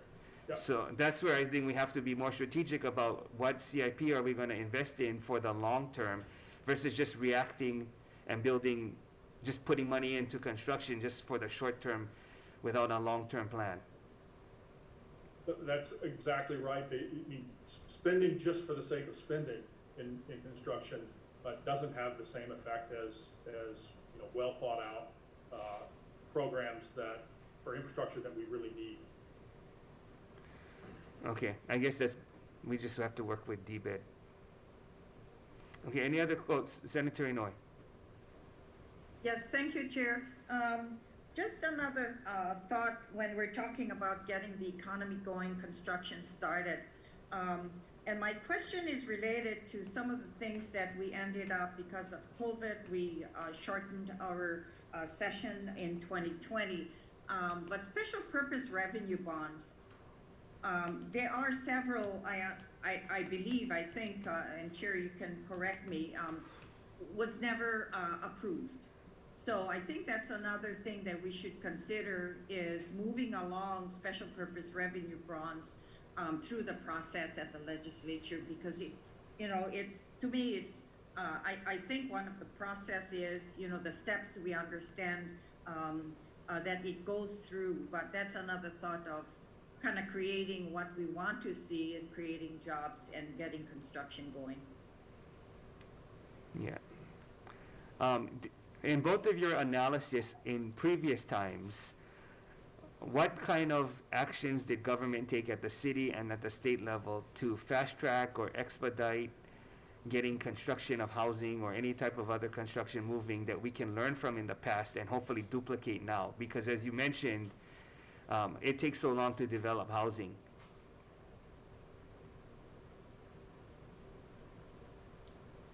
That's a great question that I don't have an answer for. I don't, that's probably a question for, well, maybe for Eugene. I mean, we're talking about DPP, Land Use Commission, SHPE, getting all these guys in line so that we can actually start to move some of these things. Because even if we put the construction money in, if you go through that process, you're hopeful that the monies get spent before they lapse. Right. And then if not, we're at zero again. I mean, obviously, in the very near term, it's really about projects that had already been through the entire planning phase, and whether it's the stadium or moving a prison, those things that were already in the process is the only thing that you're going to see happen anytime soon. And I don't have to tell you that; you already know that. But what you brought up was something that's really fundamental. The same way you're asking about investing in industries, we fundamentally need to invest in the state, and I mean in state government, in a way that makes it run more efficiently, makes it data driven, right? So we can get building projects going, we can get schools the money that they need, we can get unemployment benefits out when we need them. There's no shortage of need for improvement across the board. Dr. Tian, do you have any?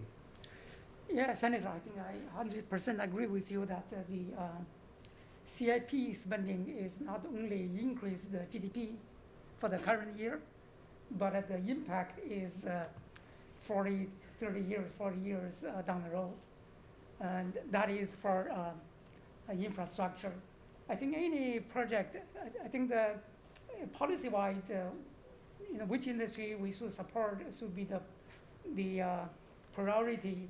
I think that is a policy call. But I think from economic point of view is for the CIP spending investment in the infrastructure, those will help the economy in the current and in the future. So that will, I think for the current pandemic, I think the first priority is surviving. For our businesses to survive, then the second one is we try to increase demand. So that surviving, I think the federal government is what has been doing, is the surviving. I think for the government, state government, infrastructure investment or CIP spending is also, creating both from the supply side, make the construction industry for other industries to survive, and also at the same time will increase the demand. So that will help for the future down the road, 30 to 40 years. Yeah. It's just that I have not seen from the DBED agencies any request for construction for long-term investments. So, Senator, one of the things we haven't talked about at all is climate change.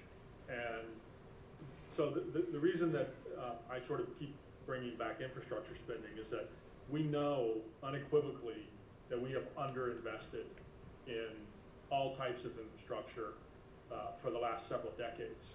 And take your pick, whether it's maintaining buildings, putting air conditioners in classrooms, moving roads.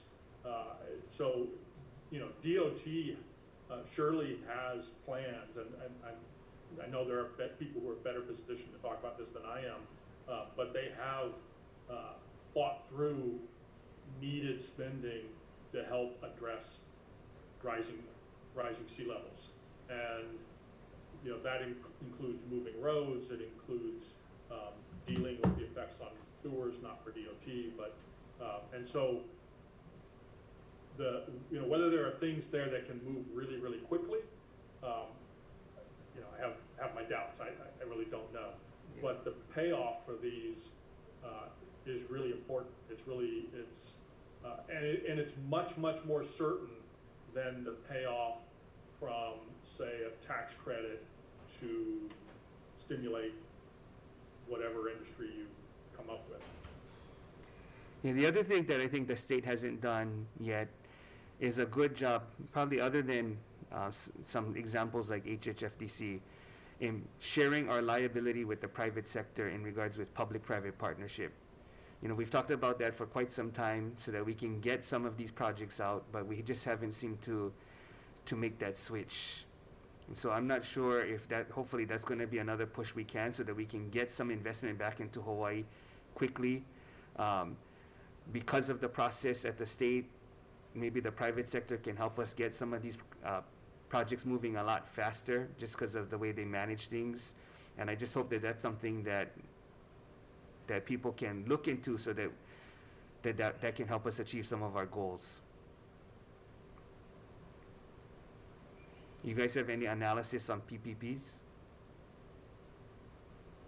We do not, but there's no shortage of that analysis. I know that at least from TOD, the TOD committee or commission, I don't recall the exact name, was looking at that, and there has been this was a state commission, I think. I'm trying to remember who did I can't remember the name of the company that did the analysis of both TOD investment and I believe PPP. Eugene? Yeah, we haven't done any analysis on that. Okay.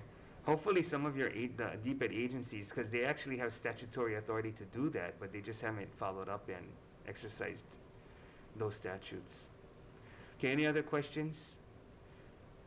Okay, if not, we're gonna take a brief recess so that the budget director can set up for the sharing of the financial plan. Thank you, Dr. Bonham, Dr. Tian. Thank you. Recess. Thank you.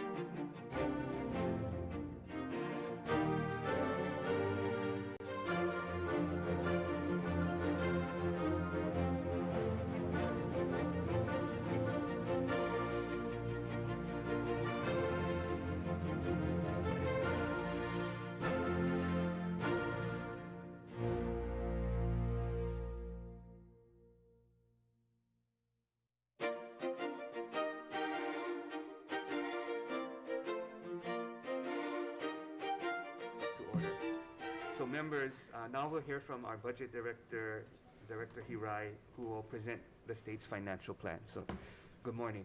Good morning, Chair Dela Cruz, committee members. I'm Craig Hirai, Director of Finance.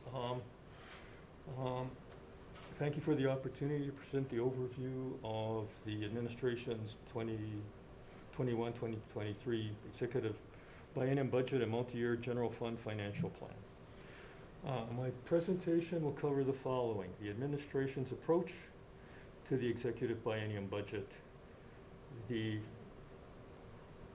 biennium program review, budget and fiscal considerations, constitutional and statutory requirements, budget transparency, a synopsis of the executive biennium budget requests, operating capital and capital improvement projects, multi-year general fund financial plan based on the Council on Revenue's September 9th, 2020 revenue projections, and the general fund expenditure ceiling, requirement to provide tax refund or credit and deposit to the emergency and budget reserve fund and state debt limit.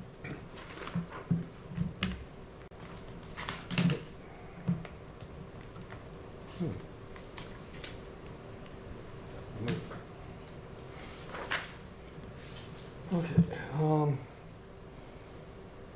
The novel coronavirus, which causes COVID-19, quickly became a pandemic that swept through and impacted countries throughout the globe. As we enter the new calendar year, we are still learning about COVID-19. Even many who predicted an eventual pandemic did not foresee the magnitude of its significance. Difficult decisions were made to mitigate and control the spread of COVID-19 in Hawaii. These mitigation measures have helped to keep caseloads and deaths in Hawaii among the lowest in the nation, but they have dramatically impacted Hawaii's families and businesses. The state's preliminary unemployment rate rose sharply from 2.4% in March of 2020 to 23.8% in April of 2020. With so many unemployed, the state unemployment insurance trust fund was quickly depleted, and the state had to obtain a $1 billion loan for calendar year 2020 from the federal government to pay UI claims, for which the state will have to pay the interest. Future loans may also be necessary. As businesses have reopened on a measured basis, the preliminary unemployment rate has decreased to 10.1% in November 2020. While an improvement, the overall contraction of Hawaii's economy is especially difficult following years of growth, due in large part to the record expansion of the tourism industry. The public's general hesitation toward air travel due to COVID-19 and restrictions implemented to control the spread of the disease caused an abrupt reduction in the number of travelers to Hawaii. Year to date through November 2020, total visitor arrivals have decreased 77.3%. Back in March, we were hopeful that the pandemic would be contained in a few months and we would be able to open state tourism by July. However, due in part to surges in COVID-19 cases, the launch of the state Safe Travels pre-travel testing program, which allows travelers to bypass the mandatory 14-day quarantine, was delayed until mid-October for trans-Pacific travelers. In early November, we welcomed back the first international flight from Japan. Recent increases in the number of COVID-19 cases in other states and areas of the world will undoubtedly slow the recovery of the tourism sector. It may be years before tourism returns to pre-pandemic levels. Those in the tourism industry, as well as other related industries, such as restaurants and entertainment, are suffering severely. As expected, the state's general fund tax collections have taken a substantial blow. The growth of preliminary general fund tax collections for fiscal year 20 decreased from 7.5% in February 2020, before COVID-19 restrictions were imposed, to minus 6.3% by the end of the fiscal year. This drastic drop in revenues, though not quite 7%, the 7% reduction projected by the Council on Revenues, will negatively impact the state's fiscal situation for years to come. As changes in revenue growth over a fiscal year have often proven to be unpredictable, we are closely monitoring general fund tax revenues in relation to the core fiscal year 21 general fund tax revenue growth projection of minus 11%. General fund tax collections for fiscal year 21 increased 32.9% in July due to the deferral of income tax filings deadline from April 20, 2020 to July 20, 2020. Collections have declined by 7.8% in November 2020, but we are hopeful that income tax collections and a possible tourism rebound as vaccinations become more widespread later in the fiscal year will keep revenue collections on track. In April 2020, the state received $862.8 million in federal funds pursuant to the CARES Act to assist with COVID-19 related costs. The City and County of Honolulu received a separate award, and the state provided subawards to the counties of Kauai, Hawaii, and Maui. The balance of the funds has been awarded to various state agencies for such costs as personal protective equipment, testing, contact tracing, and economic support, such as housing assistance. Congress passed and the President recently signed a federal stimulus bill to provide additional federal assistance to help the unemployed and small businesses and to defray education and health costs. Our understanding is that these federal funds can be used directly to support costs of the Department of Education and the Department of Health's COVID-19 mitigation efforts. Additionally, it provides supplementary funding for the University of Hawaii, mental health and substance abuse, emergency rental assistance, childcare, airports, and highways. We will work with the affected departments and the legislature to make the appropriate adjustments to the budget. Regardless, we cannot expect that the federal funds will be the panacea for all of our fiscal issues. If we continue the current rate of state spending, the projected shortfalls are overwhelming, and it is our responsibility to take action to ensure the state's fiscal stability. The longer we wait to act, the larger these shortfalls become, and the more drastic corrective actions will need to be. The administration has already implemented measures to decrease general fund expenditures, including restrictions and a hiring freeze on non-critical general funded positions in fiscal year 21. We have suspended the pre-funding of other post-employment benefits pursuant to Act 268 for fiscal year 21 through the governor's emergency powers. General fund carryover balance from fiscal year 20 has helped support fiscal year 21 operating costs. The state ended fiscal year 20 with a general fund balance of approximately $1 billion. However, this extraordinarily large balance was due to the 2020 legislature authorizing $303 million in general fund to general obligation bond swaps and special fund transfers, and a $345 million transfer from the EBRF to the general fund, increasing the fiscal year 20 general fund balance by $648 million. All departments were asked to review their planned expenditures and find innovative ways to deliver essential services and trim costs. We expect these restrictive fiscal controls will need to continue through the remainder of the fiscal year and beyond. These measures are in addition to the sizable reductions made in fiscal year 21 general fund appropriations by the 2020 legislature. Given the magnitude and consequences of these actions, we took out a $750 million working capital loan to provide short-term liquidity through the end of fiscal year 21 to give the administration and the legislature time to consider the best options to balance the budget going forward. The loan will be paid back over 5 fiscal years 22 through fiscal year 26. Due to the unprecedented revenue gap that must be addressed, a wide range of cost savings and revenue enhancement measures were evaluated. After much consideration, we believe that a multi-pronged approach is necessary to address the estimated general fund revenue shortfall of $1.4 billion per year. Savings due to the revised projections for fixed costs and continuation of suspension of OPEB payments for 4 more years will help to alleviate some of the shortfall. Program review reductions and furloughs are also integral parts of the administration's plan to reduce the balance of the projected shortfall.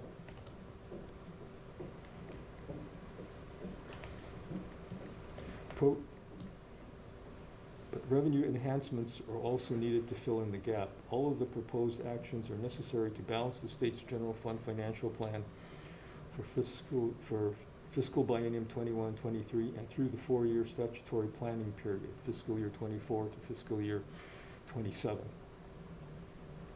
Due to the extent of the state's estimated revenue losses through fiscal year 21 and the forthcoming fiscal years, permanent ongoing changes must be made to state government. Regrettably, we are unable to shield our employees and priority programs from these reductions. We understand that furloughs will unfortunately cause hardships for many, and while difficult, they will allow us to avoid layoffs for roughly 4,000 employees. Throughout the governor's tenure, we have nourished and protected education our highest priority. It was extremely difficult for us to consider reductions that would impact students and teachers. However, in these very difficult times, we were forced to look at education and other priority programs due to significant portion of the state budget that they receive. We would be unable to leave these programs untouched without decimating the rest of state government. The state provides critical services, many of which are needed now more than ever. As a prerequisite to the development of the biennium budget, the administration conducted an extensive program review. The objective of this review is to identify significant reductions to general fund appropriations for fiscal year 22, fiscal year 23, and beyond based on a systematic review programs and services in response to the reduced level of general fund support. Thus, the program review focused on programs that were fully or partially funded by general funds. Programs wholly funded by other means of financing, such as special funds, were encouraged to conduct their own modified reviews with the goal of increasing program efficiency and effectiveness.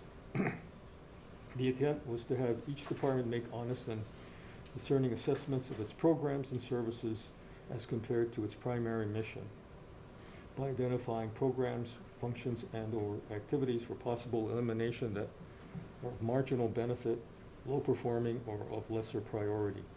Cost savings opportunities in core and primary program and services through tightening program eligibility, reducing program benefits, improving efficiency, or cost shifting.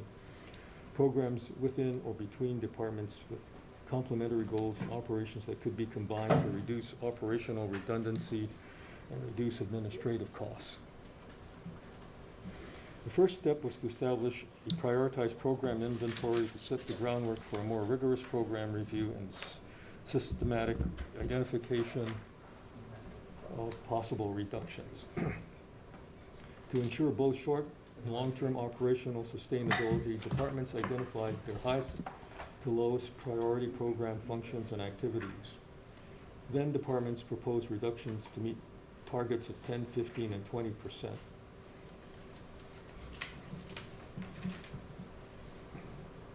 The reduction proposals were reviewed based on statewide priorities, and the decisions regarding the identified reductions have been incorporated into the biennium budget. We realize reductions of this magnitude are extremely difficult as all programs have value, but we must position the state to deal with the ongoing significant economic downturn that will impact the state for many years. We have always taken our responsibility to ensure the state's fiscal stability seriously. The administration has generally approached the budget in a cautious manner, often because unpredictable general fund revenue growth did not reflect the state's economic situation. In developing each executive biennium or supplemental budget, the administration takes a hard look at the state's fiscal situation and potential fiscal challenges to ensure that the state's fiscal health is maintained through the upcoming biennium and beyond. Doing this during a pandemic, however, poses significant challenges due to the added levels of uncertainty.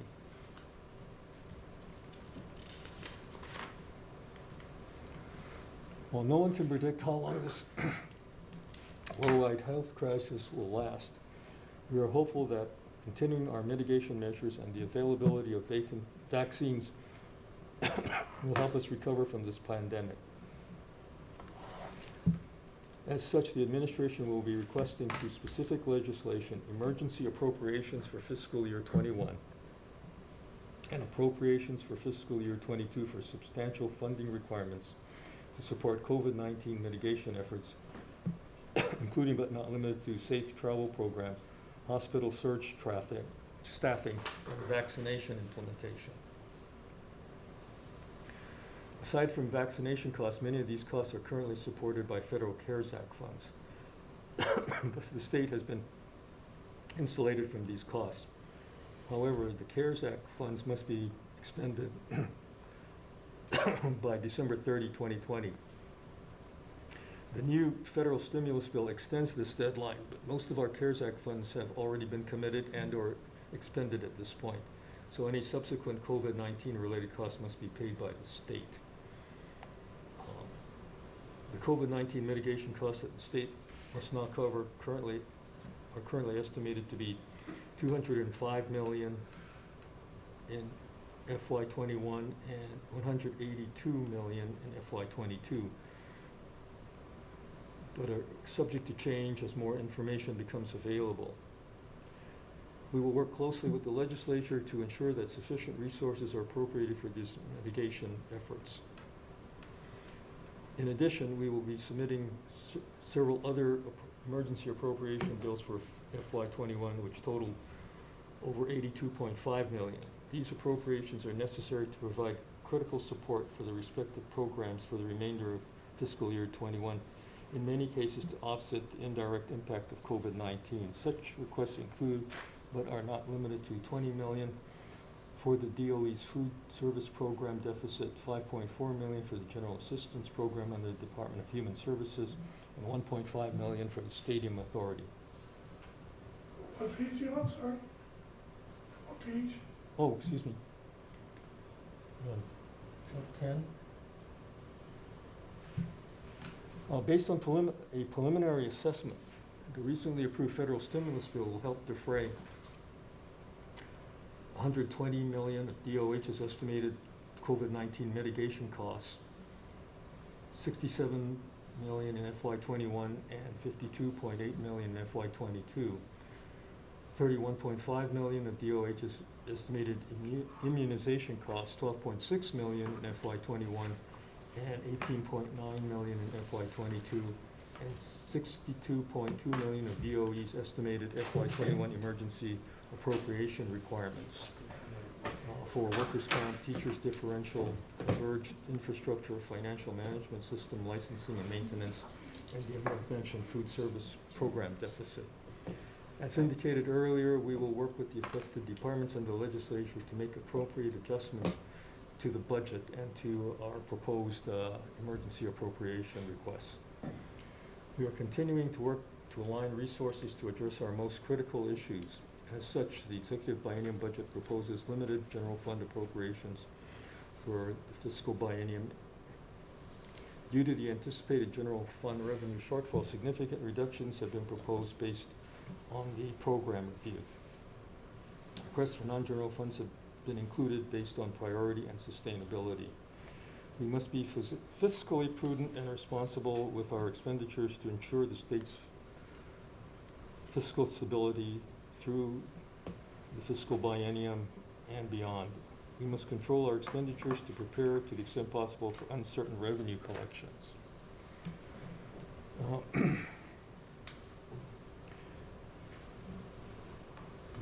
The biennium budget includes the operating and CIP requirements of the executive branch as required by the state constitution. In preparing the biennium budget, the executive branch is bound by the Constitution and statutory requirements, which include but are not limited to Article 7, Section 8 of the state constitution, which provides that within such time prior to the opening of each regular session in an odd-numbered year, as may be provided by law, the governor shall submit to the legislature a budget in a form provided by law setting forth the complete proposed expenditures of the executive branch. Also, HRS Section 37-69 requires the governor to prepare a state 6-year program and financial plan encompassing all state programs. Section 37-71B4 HRS prescribes the information provided in the budget be formatted such that program costs shall include all costs, including research and development, operating and capital, regardless of the means of financing. Section 37-71C3 HRS requires summary listing of all capital improvement projects by program. and includes plan, land acquisition, design, construction, and equipment and furnishing.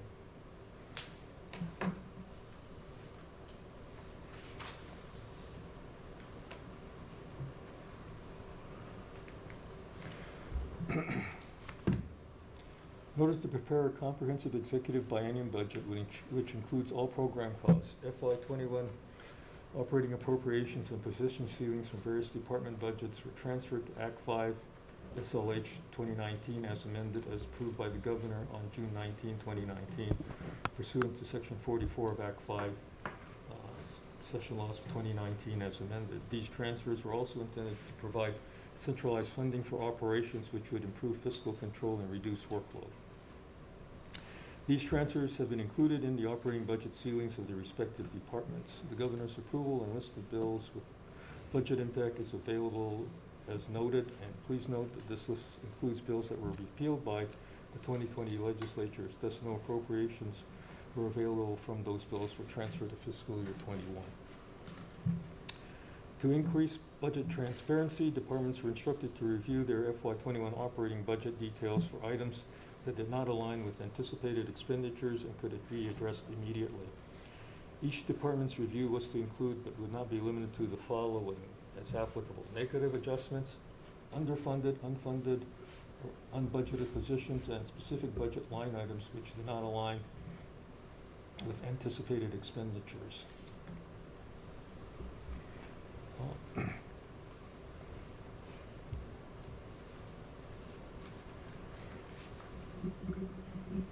Section 3774F HRS and Section 42 of Act 5 SLH 2019 prohibit funds from being expended to fill permanent or temporary position for the lowest level of a program if filling that position causes the position ceiling of for that level of the program to be exceeded. Position ceiling is defined as the minimum number of permanent and temporary positions that an expending agency is authorized for a particular program. Consequently, it was highly recommended that all departments review their unbudgeted positions. All unbudgeted positions that are critical and ongoing were to be identified and incorporated into the budget. Because the unbudgeted positions are currently funded, only cost-neutral requests were allowed. The departments were also specifically advised to review positions that were not funded. General funded programs with unfunded positions deemed critical for department operations were advised to submit trade-off and transfer requests to fund such positions. As such, the biennium budget includes the following: conversion of unbudgeted positions, requests to authorize unbudgeted positions through trade-off and transfer, funding and position counts, trade-off and transfer adjustments, requests necessary to fully fund underfunded and unfunded positions if the positions are deemed critical, trade-off and transfer adjustment requests necessary to correct negative amounts or realign the budget to expenditures, base adjustment requests to delete unfunded or underfunded positions.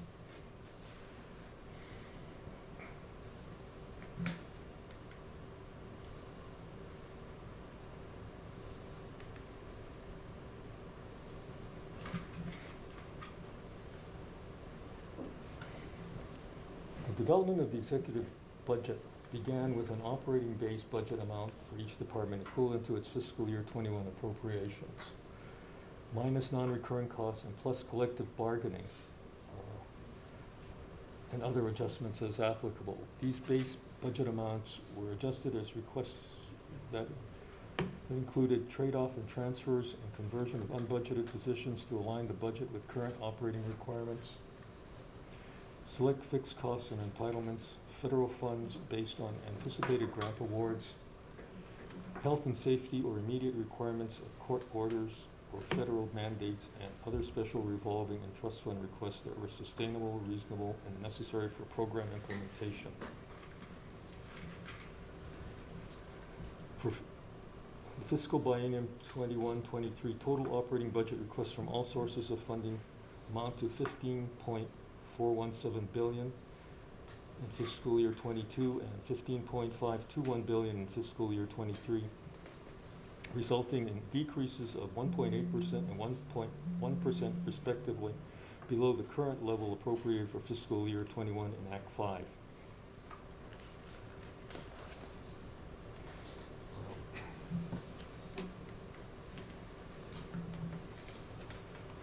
decreases are primarily due to suspension of pre-funding for OPEB, program review reductions for general funded programs, and reduced retirement benefit payments, which are offset by escalating non-discretionary costs, general funds for debt service, health premium payments, and federal and general funds for Medicaid. Also contributing are adjustments made for transportation. The total request for general funds amounts to $7.686 billion for fiscal year 22 and $7.798 billion for fiscal year 23, which represents a decrease of $361.9 million, or 4.5% in the first year, and $249.6 million, or 3.1% in the second year, over the fiscal year 21 appropriation level. Increased non-discretionary requests, debt service, health premium payments, and Medicaid are offset by decreases due to suspension of pre-funding for OPEB, program review reductions, and reduced retirement benefit payments. Department by department summary and highlights of what is contained in the biennium operating budget can be found as noted and is available on our website.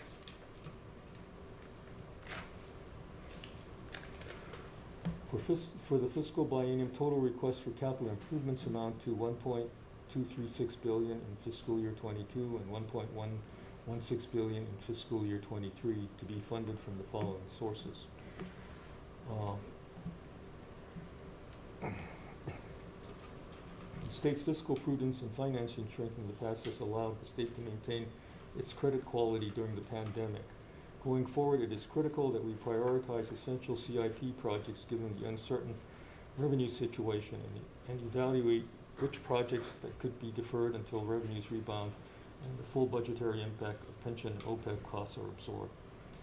This is necessary to limit debt service costs to preserve the state's financial flexibility through the planning period and position the state to handle future economic shocks. As such, the administration has made a conscientious effort to reduce the CIP budget request compared to the previous biennium. We requested a total of less than $1.2 billion in GO bond funds for fiscal year 22 and fiscal year 23.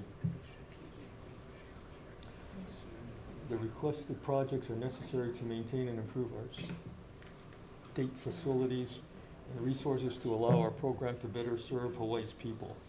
It makes good financial sense to invest now while interest rates are low to meet these priority needs. This will help reduce debt service costs while creating jobs and sustaining our construction industry. Department by department summary and highlights of what is contained in the Executive Biennium CIP budget can be found on our website. Attachment 1 is the multi-year general fund financial plan that reflects the biennium budget submitted to the legislature on December 21, 2020, and the Corps' September 9th, 2020 general fund tax and non-tax revenue projections.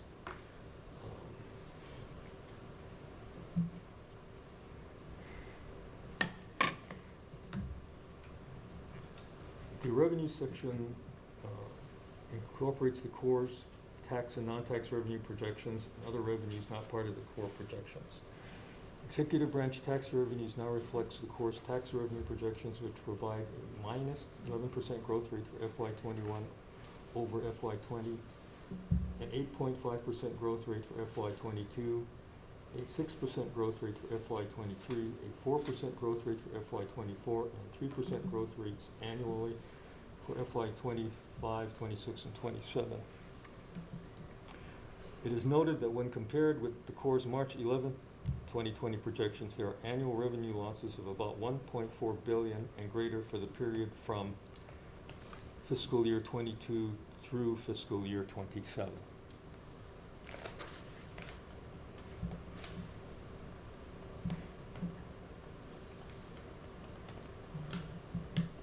Preliminary actual general fund tax revenue growth for fiscal year 21 increased in July and August when collections increased by 32.9% and 5.6% respectively due to the deferral of income tax filing deadline to June 30, 2020. Since then, general fund revenues have gone down by 2.7% in September, 8% in October, and 7.8% in November of 2020 when compared to the same periods in fiscal year 20. Current economic activity may be better reflected in the 24% decrease in general excise tax revenues and the 92% drop in TAT revenues in November 2020. In the letter transmitting its projections, the Corps acknowledged the great amount of uncertainty surrounding the forecast figures for FY21 and FY22. The forecast reflects the depressed economic activity resulting from the global pandemic from COVID-19. The Corps expressed concerns about the prolonged closure of Hawaii's tourism economy and the effects of shutdowns of non-essential businesses due to spikes in COVID-19 infection rates. In addition, the Corps discussed expiration of the federal stimulus on the local economy in the current year. There are a number of unknowns that may significantly affect Hawaii's economic activity and state tax collections, like the trajectory of the virus, the availability of an effective vaccine, treatment, rapid low-cost testing, state and federal government's response to the epidemic, reopening the tourism economy, and its timing and the duration of government shutdown measures. Please note that the Corps will be meeting on January 7th, 2021 to review and deliberate its projections. The other revenue well now reflects in fiscal year 20, the $248 million transferred from the EBRF to the general fund. In fiscal year 21, $1,027.8 million reflects $750 million working capital borrowing, $203 million from suspension of the waterfall of the TAT distributions by Governor's emergency proclamation, $80 million in coronavirus relief fund payments for eligible COVID-19 expenditures, and several minor revenue adjustments. One note here on the $203 million suspension of the TAT distributions. The Corps projection originally included $67 million to the general fund from the TIT, which would have been in excess of the $203 million. As it turns out, with a 90% reduction in the TAT, the actual general fund receipts from the TAT may be more around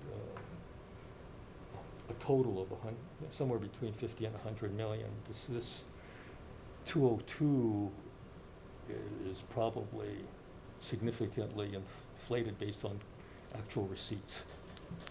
But that is how the Corps computed it.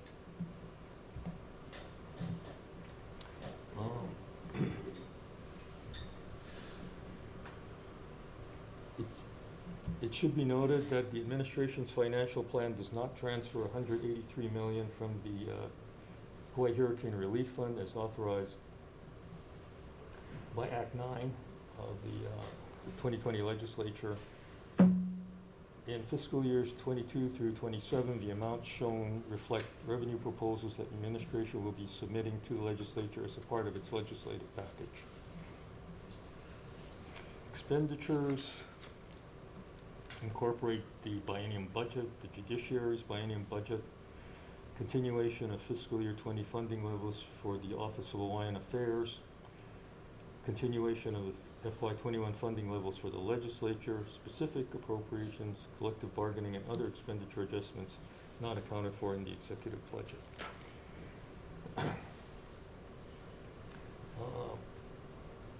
The executive branch operating roll reflects the executive branch appropriations for fiscal year 20 and 21. The executive biennium budget, the projected out-year requirements-based carryover for fiscal year 23 non-fixed costs, and projected increase for fixed costs through fiscal year 27. The executive biennium budget also incorporates ongoing costs for collective bargaining increases from the current fiscal biennium 2019 to 21 collective bargaining contracts, projected savings from temporary suspension of pre-funding for OPEB, and program review reductions of approximately $350 million per fiscal year. The executive branch specific appropriations collective bargaining reflects primarily collective bargaining costs from the current contracts with other specific appropriations for fiscal year 20 and 21.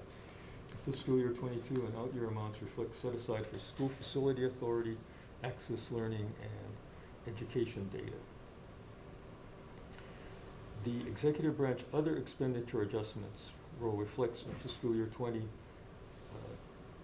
$200,000 claim against state payments. In fiscal year 21, the minus $196 million reflects $98.3 million of estimated 6-month furlough savings, which will probably not occur because of the governor's decision to defer the furloughs till July. $390 million in OPEB pre-funding savings, $204 million in COVID-19 related emergency appropriations, $82 million in non-COVID-19 emergency appropriations, and $5 million set aside for claims against the state. The administration is still in the process of analyzing the stimulus bill to see how much of it can be applied to reducing our emergency appropriation requests. In fiscal year 22, the minus $84.3 million reflects $271 million of estimated 12-month furlough savings, $181.7 million in COVID-19 expenses, and a $5 million set aside for claims against the state. In fiscal year 23 and 24, the minus 272.6 reflects $277 million in estimated 12 months of furlough savings and $5 million set aside for claims against the state. In fiscal year 25, the minus 21,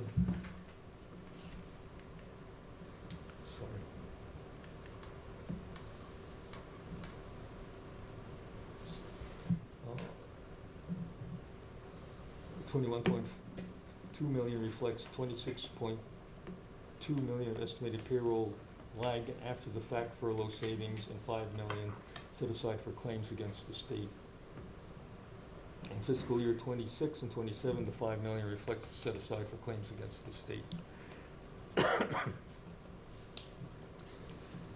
For fiscal year 20, we project an ending general fund balance of, well, the ending balance in fiscal year 20 after the adjustments was $1,2.7 million.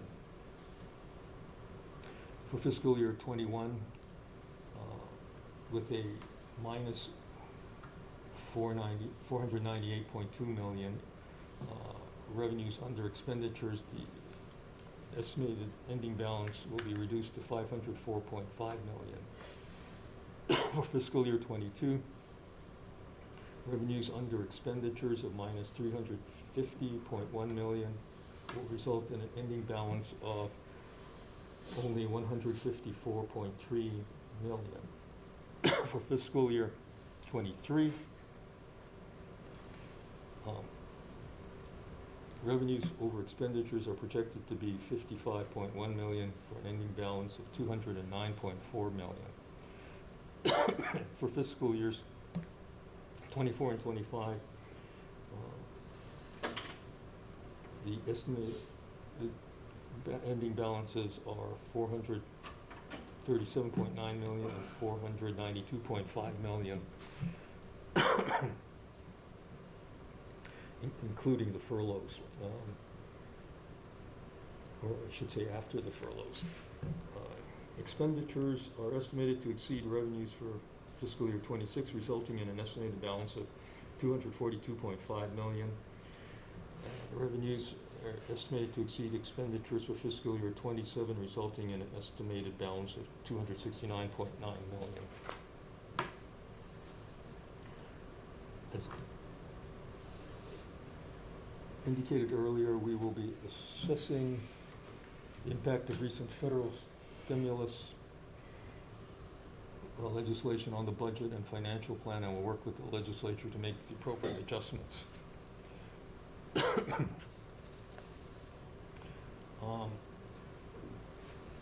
With respect to the general fund expenditure ceiling, at the aggregate level, that includes all branches of government, the total proposed appropriations from the general fund are within the expenditure ceilings for fiscal year 21 through 23. For the executive branch, the total proposed appropriations for the general fund, which include emergency appropriations for fiscal year 21, exceed the appropriation ceiling by $79.3 million in fiscal year 21, but are within the expenditure ceilings for FY 22 and 23. In FY 21, the excess is due to the cost of COVID-19 related expenditures, differentials for classroom teachers, support of education, public safety, operational requirements, and critical operation needs. We are hopeful that after applying the federal stimulus money to education and health in particular for portions of our emergency appropriations, that we may not exceed the executive branch expenditure ceiling as well for FY 21. Anyway, we're going to be looking at that. Summary statement of the general fund expenditure ceiling and executive branch appropriation ceiling is attached, included as attachment 2. Excuse me.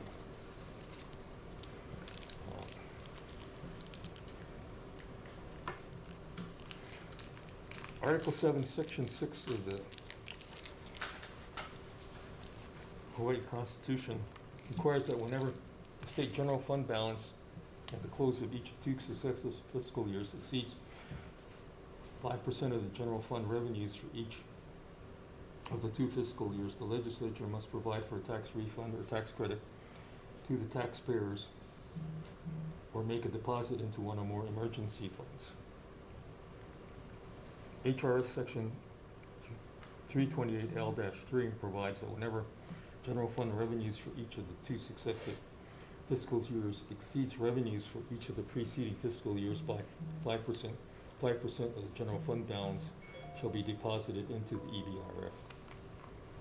For fiscal years 19 and 20, the general fund balances were greater than 5% of general fund revenues. It is noted that FY 20 general fund balance was adjusted to include certain transactions that were authorized for fiscal year 20 but processed in fiscal year 21. Due to a combination of timing issues with the enactment of various laws and accounting system limitations, certain items were processed in fiscal year 21, but for purposes of the general fund financial plan have been reflected as authorized in fiscal year 20. Although the general fund balance exceeded 5% of general fund revenues for FY 19 and 20, FY 19 and 20 general fund revenues did not exceed the respective previous year's general fund revenues by more than 5%. Accordingly, the 2021 legislature must provide for a tax refund or tax credit or make a deposit into one or more funds that serve as temporary supplemental sources of funding in times of emergency, economic downturn, or unforeseen reduction in revenues, or appropriate general funds for the prepayment of either or both of debt service or pension or OPEB liabilities.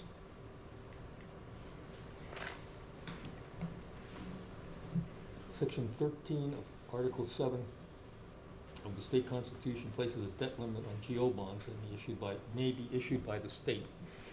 It has been determined that the total amount of principal and interest calculated on all bonds issued and outstanding, all bonds authorized and unissued, and all bonds proposed in the biennium budget, including state guarantees, will not cause the debt limit to be exceeded at the time of each bond issuance.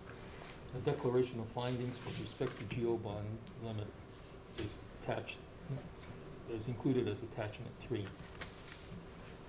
In summary, the biennium budget and multi-year general fund financial plan reflect our continued commitment to ensure the state's fiscal stability and long-term sustainability. You will be hearing from the respective departments on details of their biennium budget requests in the coming weeks. The EGA administration will work with you on a continual basis during the 2021 session deliberations on the biennium budget and the multi-year general fund financial plan. Thank you for the opportunity to make this presentation, and I will just briefly point to some of the items on the attachments. Of particular importance here is to look at the ending balances, the bottom line. I don't know if you can see it.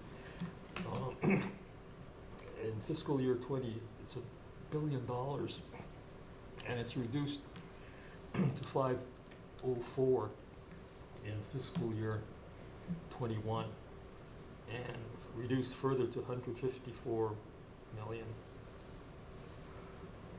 in fiscal year 22 before it starts to recover. Please remember, though, that the furloughs go through they are on the other expenditure adjustment lines, and they go through fiscal year 24. Maintaining these balances is important for maintaining our bond rating. On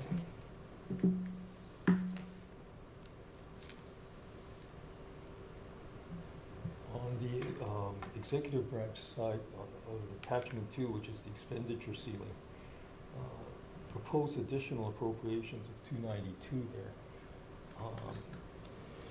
may be affected by the federal stimulus.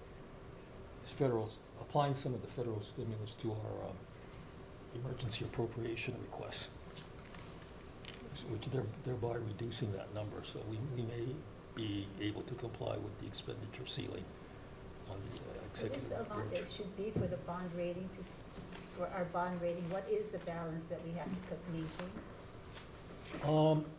It's a positive. We want to maintain a positive balance.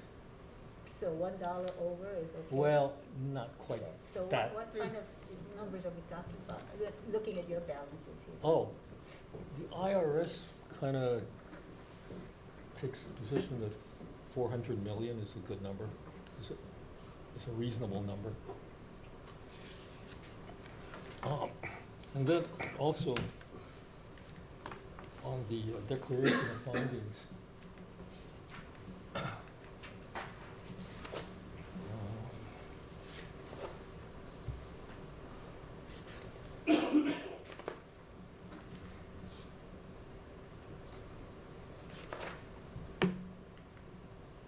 if you'll look at the bottom of page 6, the debt limit, the time of issuance, and the greatest amount and year of principal and interest.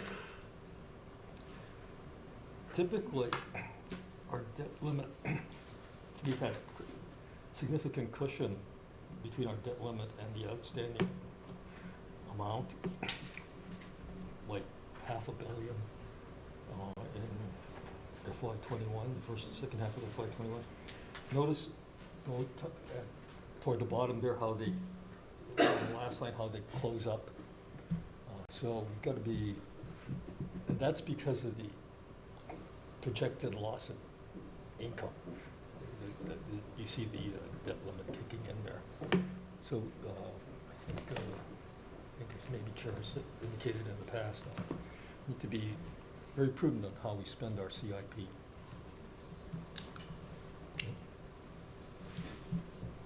And that concludes my presentation, and I'm available to answer questions. I don't know what the availability of my staff is.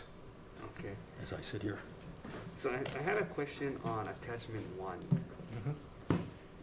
If you can give us a breakdown of the tax revenues, what other taxes are the administration proposing this session? We haven't finalized that yet. The revenue enhancement, actually, Some of them are true revenue enhancements. I'll give you an indication along the lines of the suspension of the TAT to the counties. That would be a revenue enhancement as opposed to an Okay, increase so in when is taxes. when is that gonna be announced? No, well, obviously no later than the, I guess the opening day of session, is that the drop, state of the state is the drop date for the bills? I think the state of the state No, is, you should have it. state of the state is when we have to, Okay, so so the administration is considering a bunch of revenue enhancers yeah, that are not, yeah, we haven't really finalized that yet. okay, so you're looking at suspensions and tax increases? We're looking at a bunch of, yeah, not quite sure yet. But it, like, I think the governor indicated that, he's looking at all of the alternatives. Could be tax increases, could be just revenue enhancements. Are these coming in as bills? Are Yes. these coming in as bills so that Correct. these are the ones Yeah. that we're going to be? Right, they have to, yeah. They have, we have to submit the proposals to you. Like the tax exemptions and tax credits, all of those being But- reviewed? But are those but those amounts are not part of your financial plan? There's an amount in there tentatively, but they will, Okay, so your financial plan already includes potential So we're suspensions and tax increases? we're having to reassess them, yeah. So how much, when you said there's an amount in there under the revenues, what amount specifically is not specific yet? So is it like 30 million and then you still gotta come up with a package of bills to pay for 30 million? Is it It's, I think, 100 million? more a question of vetting what types of things might be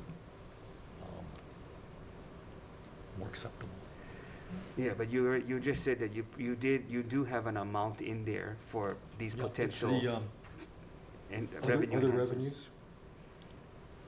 Okay, so you guys are, the administration is gonna have a package of bills that generate 648 million. Well, this other revenues, that was what, it would be 22 and 23, right? 648 is what we got, that was the amount from, I think, the EBRF to the general fund in fiscal year No, I 20. thought you just said it's under other revenues. Yeah, Right, you but just it's said that line. That line? that says Fiscal that? year 22 and 23 was 221.8 and then 153.7 and then Oh, okay, so you are, we're looking at FY what's the 20 breakdown of the 21, fiscal year 21? 1.1 Oh, I think that includes the 750. The borrowing, the working capital borrowing. Okay, and then what about the other 275 million? I think some of that was, I'm not sure. I have to, I can get back to you on that. Yeah, we need to know that revenue's like 1 billion. That's a lot Yeah. of revenue. No, Where's it coming we can from? talk about it before. I'm sure, I'll get back to you. Okay, maybe you can present that during the time, Yeah, we're still Yeah. finalizing that. but you have the amount in there though, so. We have an amount in there, but then, like I say, we're kind of having to reanalyze everything. I'm not sure where everything's going to be. I think the administration's, the governor's office plans to go over the stimulus amounts. And they'll probably go over it with you folks. So that doesn't include the federal CARES Act kind of money, right? That's Well, should be the separate. That's more not particularly included this- in the budget. Yeah, more particularly the stimulus It's money. not, right? No, but when you created this financial plan, you didn't have, you just said earlier that you didn't include any of the new stimulus monies in the Yeah, no, financial so plan. that's what I'm saying. We don't, I don't want to say what we had in the plan in terms of revenue enhancements, because we might not do them all. Yeah, but that's based on, This budget. yeah, that's based on your financial plan though. Yeah, but I think we need time to study what we want, what we really want to do going forward, 'cause Well, how did you come up with the extra 277 million? we had a plan back then that I think we're reconsidering right now. That's all I'm saying. I think, But that's not- basically what I said was, you know, we were kind of restudying it. But it's part of your Yeah. your plan. So what I'd rather. what's the breakdown of the 227 million? I'm Oh. sorry, it's 277 million. see. If 750 million is, what did you say, is that the loan? 750 was a loan, yeah. Okay, so that's other revenues. What's the rest of the money?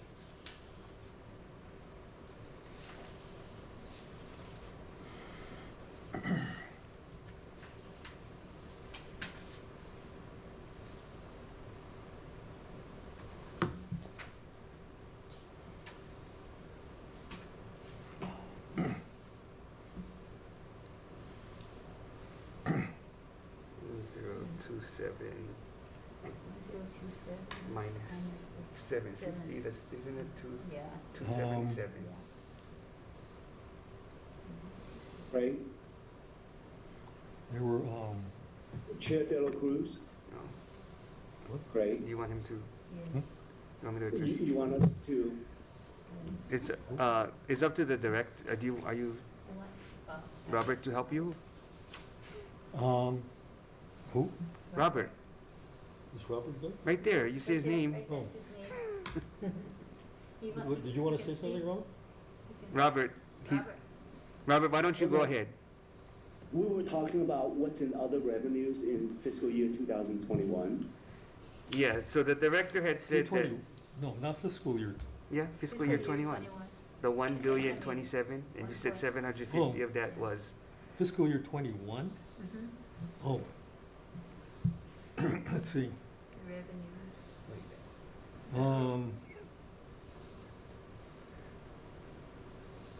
Part of it was, It's on page 20, Craig, no, on no, your presentation. Turn to page 20.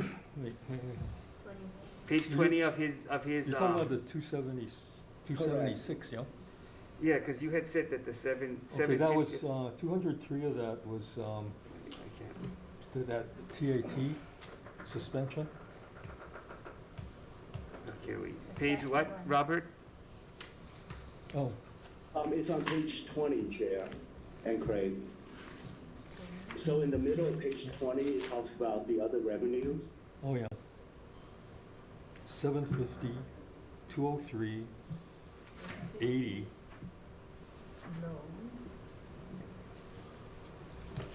Okay, so where, That's fiscal year 21. yeah, okay, so you're talking about, the other, the suspensions and the tax increases that the administration are gonna propose is in for fiscal year 22, 23? Yeah, that's the one we're reassessing. Also, we're also looking at, Yeah, I know. we're also looking at special fund transfers. But that's not for 21, that's only for 22 and 23. Right, 21, I think, is what's on page 20, yeah. Yeah, do you guys have the breakdown for 21, years 21, 22 and 23? That's what the one, that- that's what we're saying we're still working on. Is that We're in, reassessing it.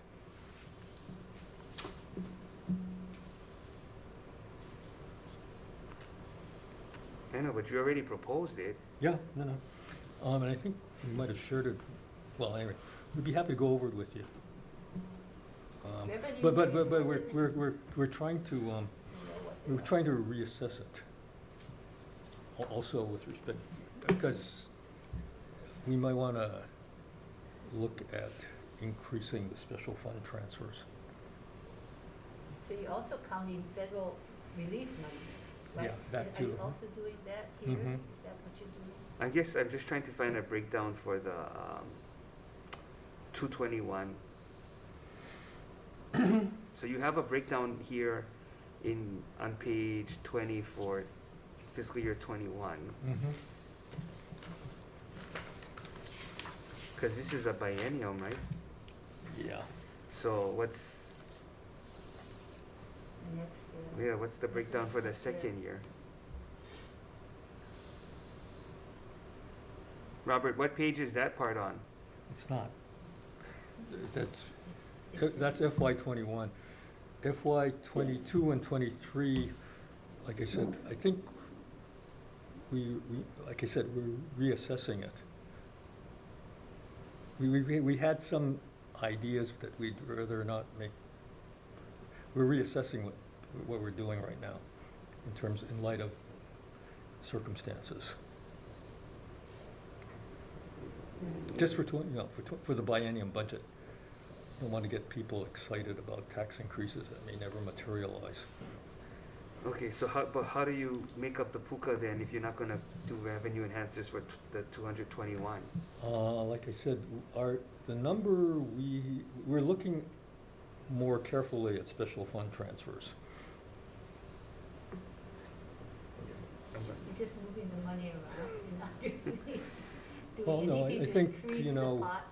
No, I think,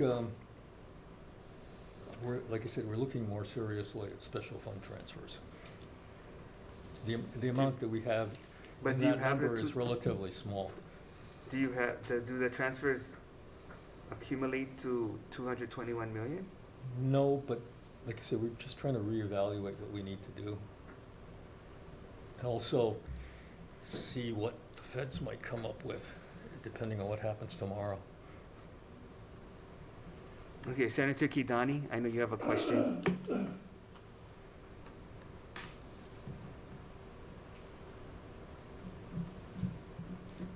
she hear you?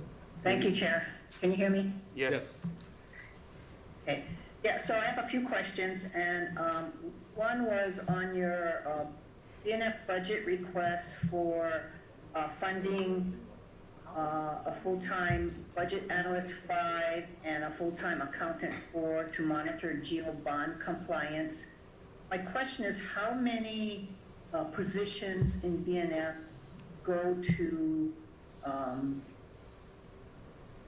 for geo bond type issues? Right now,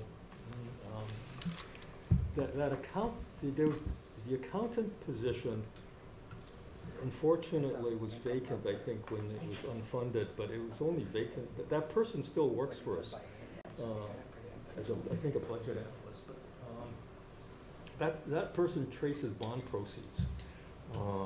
Yeah, no, Craig, my question is, how many positions total in your department are used for geo bond fund compliance or anything to do with geo bond funding? Okay, what I'm trying to explain is that person, before she was transferred, that person traced bond proceeds, okay? So technically, that accountant job is vacant and therefore it's not being done. The budget analyst is going to be reprogrammed as a new position to be a resource person for geo bond compliance for the state, so that the user agencies, because we'll have a resource person to tell them what to do and what they can and should and shouldn't do, and what types of projects are eligible and uses are eligible for tax-exempt bonds as opposed to taxable bond proceeds. It's a lot trickier there's a lot more, as you know, there are a lot more limitations on tax-exempt bond proceeds and their use. So the recommendation from the bond council was that we centralize that resource person at BNF and, you know, kind of reach out to all the user agencies and make sure that they're in compliance, basically, from the planning stage and going forward to completion. And any changes in use after the projects are done. Okay, but that's not answering my question, Craig. My question is, how many total positions in PNF are used to monitor geo bonds? So are those the only 2 positions? Without them, nobody's, what? That's right. There's nobody dedicated to it, not even the accountant to trace the bond proceeds right now. Okay, and those positions cannot be paid out of the bond funds, with bond funds? Yeah, I suppose you could do that, but, you know, the bond service money is general fund money too. But I'm not exactly sure what you mean. The bond, they could be, I suppose. I'm not, Yeah, I'd have to look at that. When Senator De La Cruz and I were at the city, they were able to use geo bonds to hire positions that took care of geo bond issues and projects, et cetera. So that's all I'm asking. In the time of need where we don't have money, maybe that's another way to go, just for, you know, a short period of time until we're back on our. I'll look at that. Okay, another question is, are PPEs included in the budget for all departments? You know, that's something I would almost want to defer to Robert on. And also, we're kind of in a flux situation right now with the stimulus money because we're not sure what exactly can be used for what. I'm not sure. I don't know if Robert might be able to answer that or not. Yeah, I'm here. So the PPEs for each specific PPEs for each department is not included in the operating budget, but it will be submitted as part of an emergency appropriation package. Okay, my concern is that all the schools have used weighted student formula to purchase PPEs because for some reason the schools were maybe not included in the counts or whatever. I'm not sure, you know, where the roadblock was. And then the principals, you know, used weighted student formulas and they were promised that they would get reimbursed for those funds. And to date, they have not, and I have heard that they will not. So just keep in mind that because of them already being to use their weighted student formula for PPEs, they are already, you know, behind the ball in their funding, their weighted student funding. So if the state is not paying for this, the other thing that doesn't make sense is that they're having to go out individually and purchase PPEs, which is very expensive when it's not being done in bulk. So I'm not sure why this has happened, but I think that we should sincerely look at that, closely look at that, because that is costing, I'm pretty sure, all the departments money. Sure, Senator. So just to give you some information on DOE's PPEs, we have provided $6.5 million worth of PPEs to DOE in this fiscal year alone. And in the emergency appropriation package, we have we have proposed $20 million for PPEs statewide. Yeah, but has anybody done a count of what's actually needed by the Department of Education as far as PPEs go? Because, I mean, just like health, Department of Health, it's a different need, you know, to the closeness that they have to deal with students, particularly SPED students. So I don't know if anybody has, and that's something I will ask the Department of Education themselves, but if you guys have not had input from each department on needs of PPE, I think that is a travesty, because you're expecting all the departments to have the same needs, and that's not true. Okay, point taken, Senator. Thank you, Robert. So Robert, the 6.5 million to the Department of Education, is that 6.5 million to every department, and that was just a fixed amount? Or what was the formula?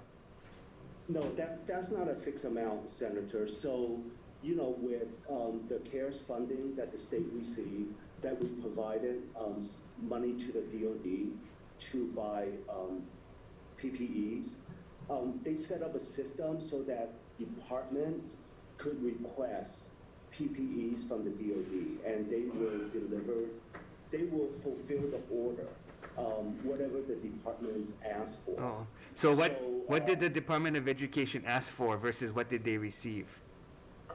I don't know the exact amount that they asked for, but we fulfilled $6.5 million worth of their requests. I think you want specific information. The person that has the most updated information would be Randy Tanaka. I have, talked about this with him a few times, and he has a spreadsheet that identifies the PPEs and other types of equipment that we provided to the DOE, to all the schools in the state. Okay, thank you. Just for reference, Chair, that 6.5 million for 257 schools comes out to a little over 25,000 per school on average.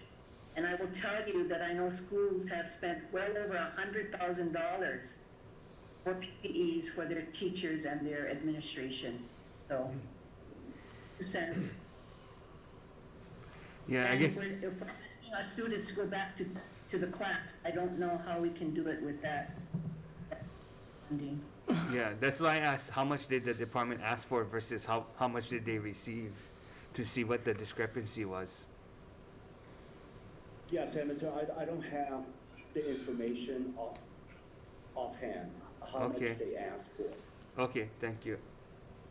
Okay, my last question, what impact has vacancies, hiring freezes, and personnel cuts had on the state's ability to collect revenues?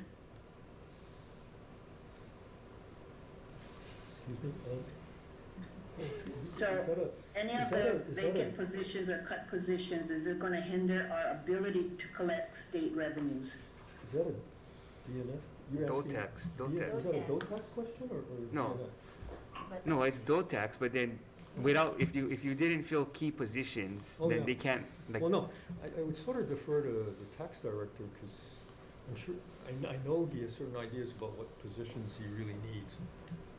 But you folks approve the positions. to Yeah, be but filled. basically, it depends on,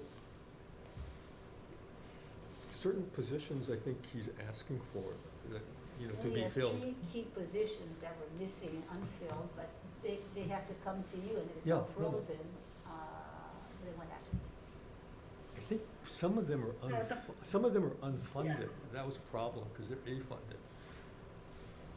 But I think that's the question, if we don't know, the impact of those positions that were, not funded or were vacant, then it's hard for us to make decisions. You're not able to do tax collections or whatever because the position has been funded, It should be in his budget But request. we don't have that information. It should be in his budget request, Senator. I'm pretty sure it's in his budget request. Yeah, but I'm sure when the departments ask you guys for positions, they should be telling you why it's necessary, so, Yeah, no. like about the positions for, the GEO bond compliance, et cetera. I would think that, the positions in DOTAX would have, if there are any impacts to revenue collection, we should know that too.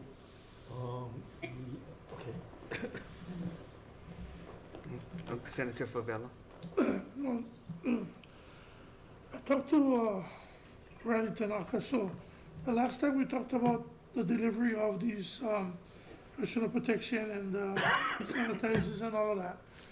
That was after the fact that the schools went out and purchased it.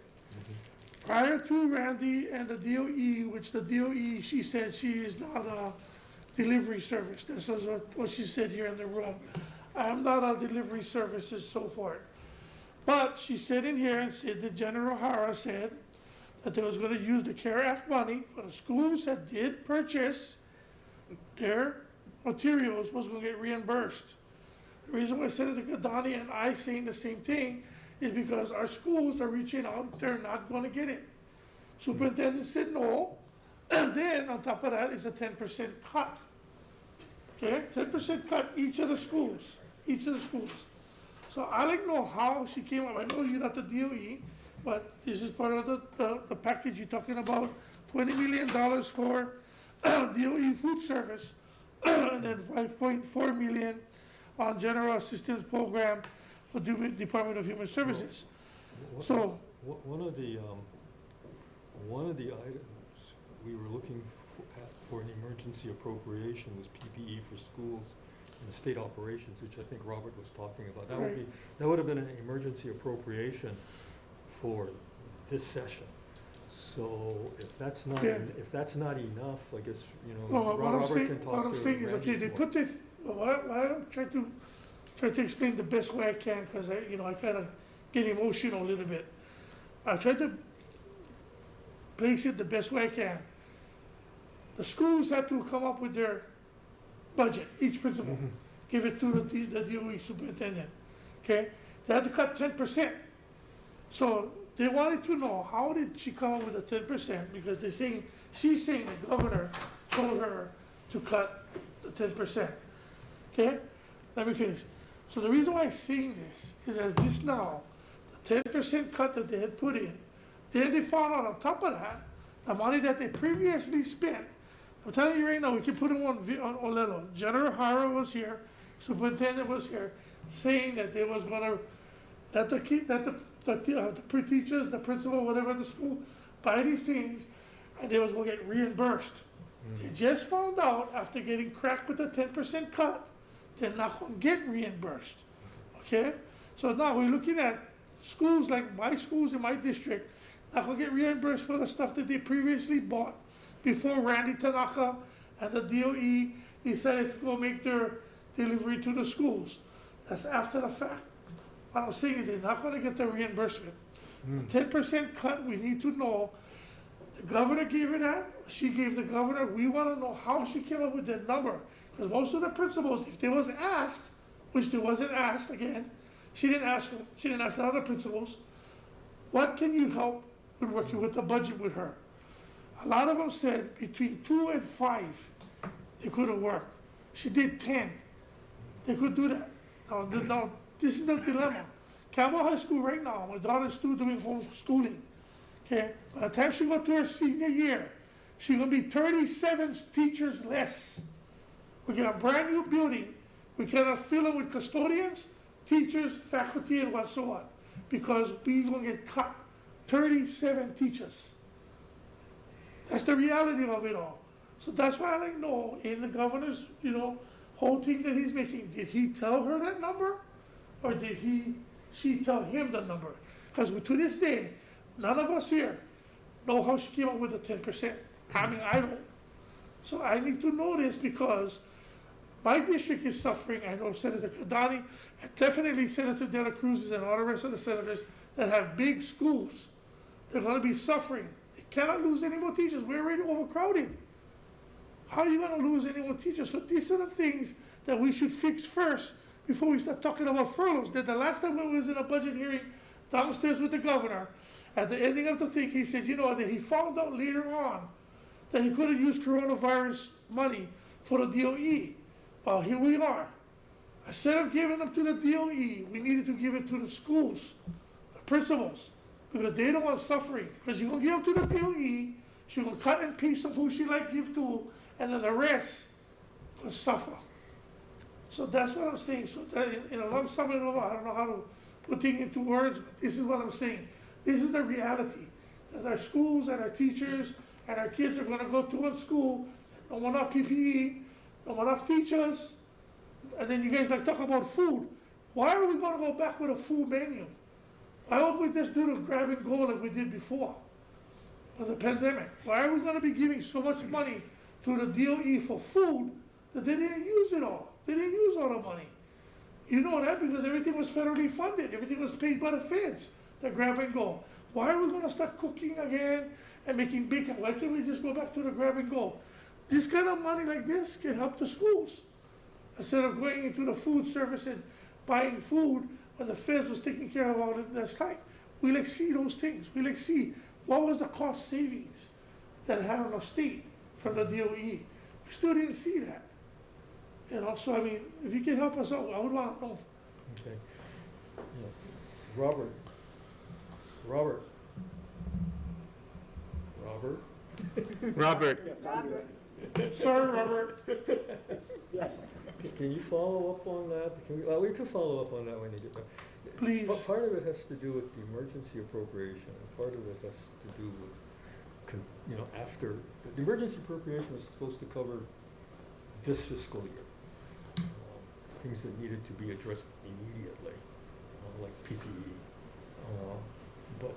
Yeah, sure, we will follow the other up, things, on the reason for the 10%. Yeah, the other things, you should, we'll follow up, but you should have some input on that. Thank you. Senator Moriwaki. Yeah, hi, thanks. Happy New Year, Greg. We've talked about this before, that you can have revenue enhancements, which we're going to find out more about, but also looking at your program review. I know that a couple months ago, the governor came to speak with us, the Senate.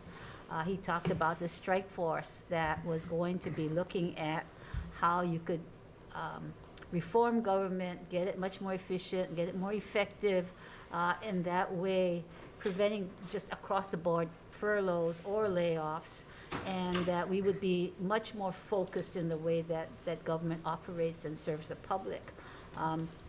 I was happy to see in the executive budget that there was a program review, extensive program review of all the departments, and it was systematic, and you were able to look at how you reduce services in those areas that aren't really serving the public.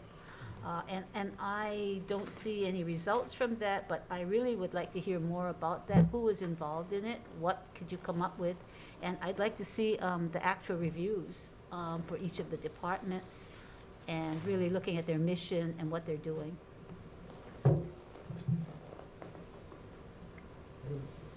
Robert?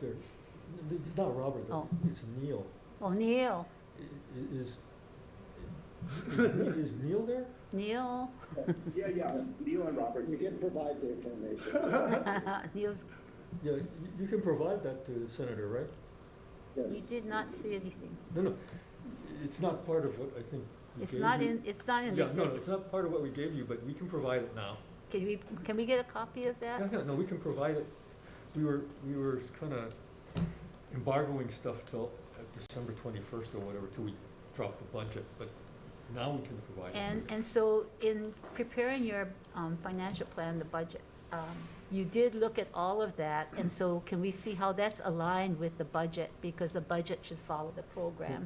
And it seems that you could have had cost reductions, not just across the board furloughs, but really looking at Senator Kidani said, if in fact you have tax department enhancing our revenues, then why cut the tax collector position? That should be something that should be there. I think that's what we need to see at that granular level, so we can see that in fact Right. government is being more Yeah, efficient, right. more effective, and We serving were- the public. Yeah, we weren't releasing some of that stuff till after the So we can get 21st, that but it's sooner. available to you now. Then later. Thank you. Have you, just one more question on that, have you consolidated these programs that are actually doing the same thing and can share resources? Because that's another thing that's in your executive plan. We're looking at some of that now. Is That would be proposed legislation. Is that going to be legislation coming this Oh, session? yeah, well, hopefully, yeah. So, based on her initial question on providing the overview of all the different departments, is that one big document or do you have several documents? Because I was hoping that at least if, The program review that we did was by department, so it's what, I don't know if you read, yeah, it's what they submitted. We haven't really looked at the interdepartmental stuff. That would require legislation, and that's well, I would another just thing think, that we're working I on. would just think the committee would need to receive the specific department prior to our hearing. Mhm. That would be very helpful to have now, yeah. So if you see our calendar, if you don't have them all at once, if you can at least provide it before the WAM Yeah. hearing on each department. Well, each department's program review, we can release the whole thing. Yeah, provided. But your program review, the criteria you use to But actually for work with it. consolidations and, efficiency, and reorganizing and restructuring, that I think everybody agrees will take a while, but we're working on Right. that legislation for that too, potentially. Yeah. Is But that I think- reflected in the budget too? Not in the budget, it would just be proposed legislation. But the cost savings from all of that? Not at this point. Wait, But on the program review, some of that's in the budget, yeah. But it should relate to cost savings, right? If they're gonna consolidate, if they're gonna Some of it is reduce. cost positions. savings. As you know, consolidations doesn't result in huge cost savings, but hopefully it could result in significant efficiency. So in terms of efficiencies, I think one of the questions, and maybe this will come up in BNF and when we talk with DAGs, but a number of the programs can do much better if there was less vertical chain of command for approvals and reapprovals and checking, and that comes with the control agencies like BNF, DAGs, HRD. And have you looked at those kinds of things as well in your program review, that it's not just the Department of Health or, DHS, but actually what you guys do to fast track more of these projects so that they can get more federal funds, more projects going to serve the public? Have you guys looked at yourselves? Well, Is that yes question? yes. It's just that, you've been in government. I mean, the regulations and the intergovernmental regulations have just gotten worse over the years. I mean, just like, tax exempt bond, post-issuance compliance, what you can and can't use it for, right? But You know, looking at you that, know, the but purpose you- of it, Yeah, but I mean, you can make it more efficient by getting in earlier and telling people you should structure your project this way if that's what you want to do. Or this portion can be tax exempt, that portion can't. That kind of help early on will move things quicker, more efficiently down the line. and looking at your own procedures, have you done that so that you can provide more support rather than control of the department so they can do the service like labor, for example, or when we had the housing relief, I think a lot of it was stuck on your desk for a long time rather than going out into the community. So how can you look at what you're doing as well to support the programs? I think, yeah. Every new program has it's So if It's, we can it's really hear more hard of for that. government to spend money quickly. Well, it's not spending money more quickly, it's getting services out to the public more quickly. And when you sit But on there's all the, verifying and verifying, Yeah, it's except not we gotta getting out.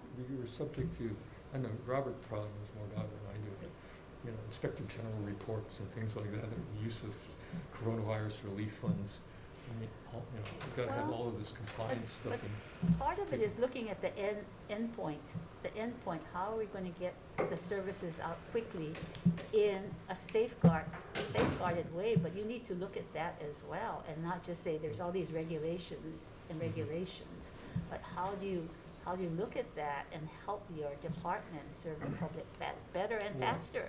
Well, I think, like I said, like in that tax exempt bond. Well, can it you would look at help- that it and would give us help- some feedback on It would that? help if we got in earlier and helped them structure their projects so that, you know, we don't get into problems down the line.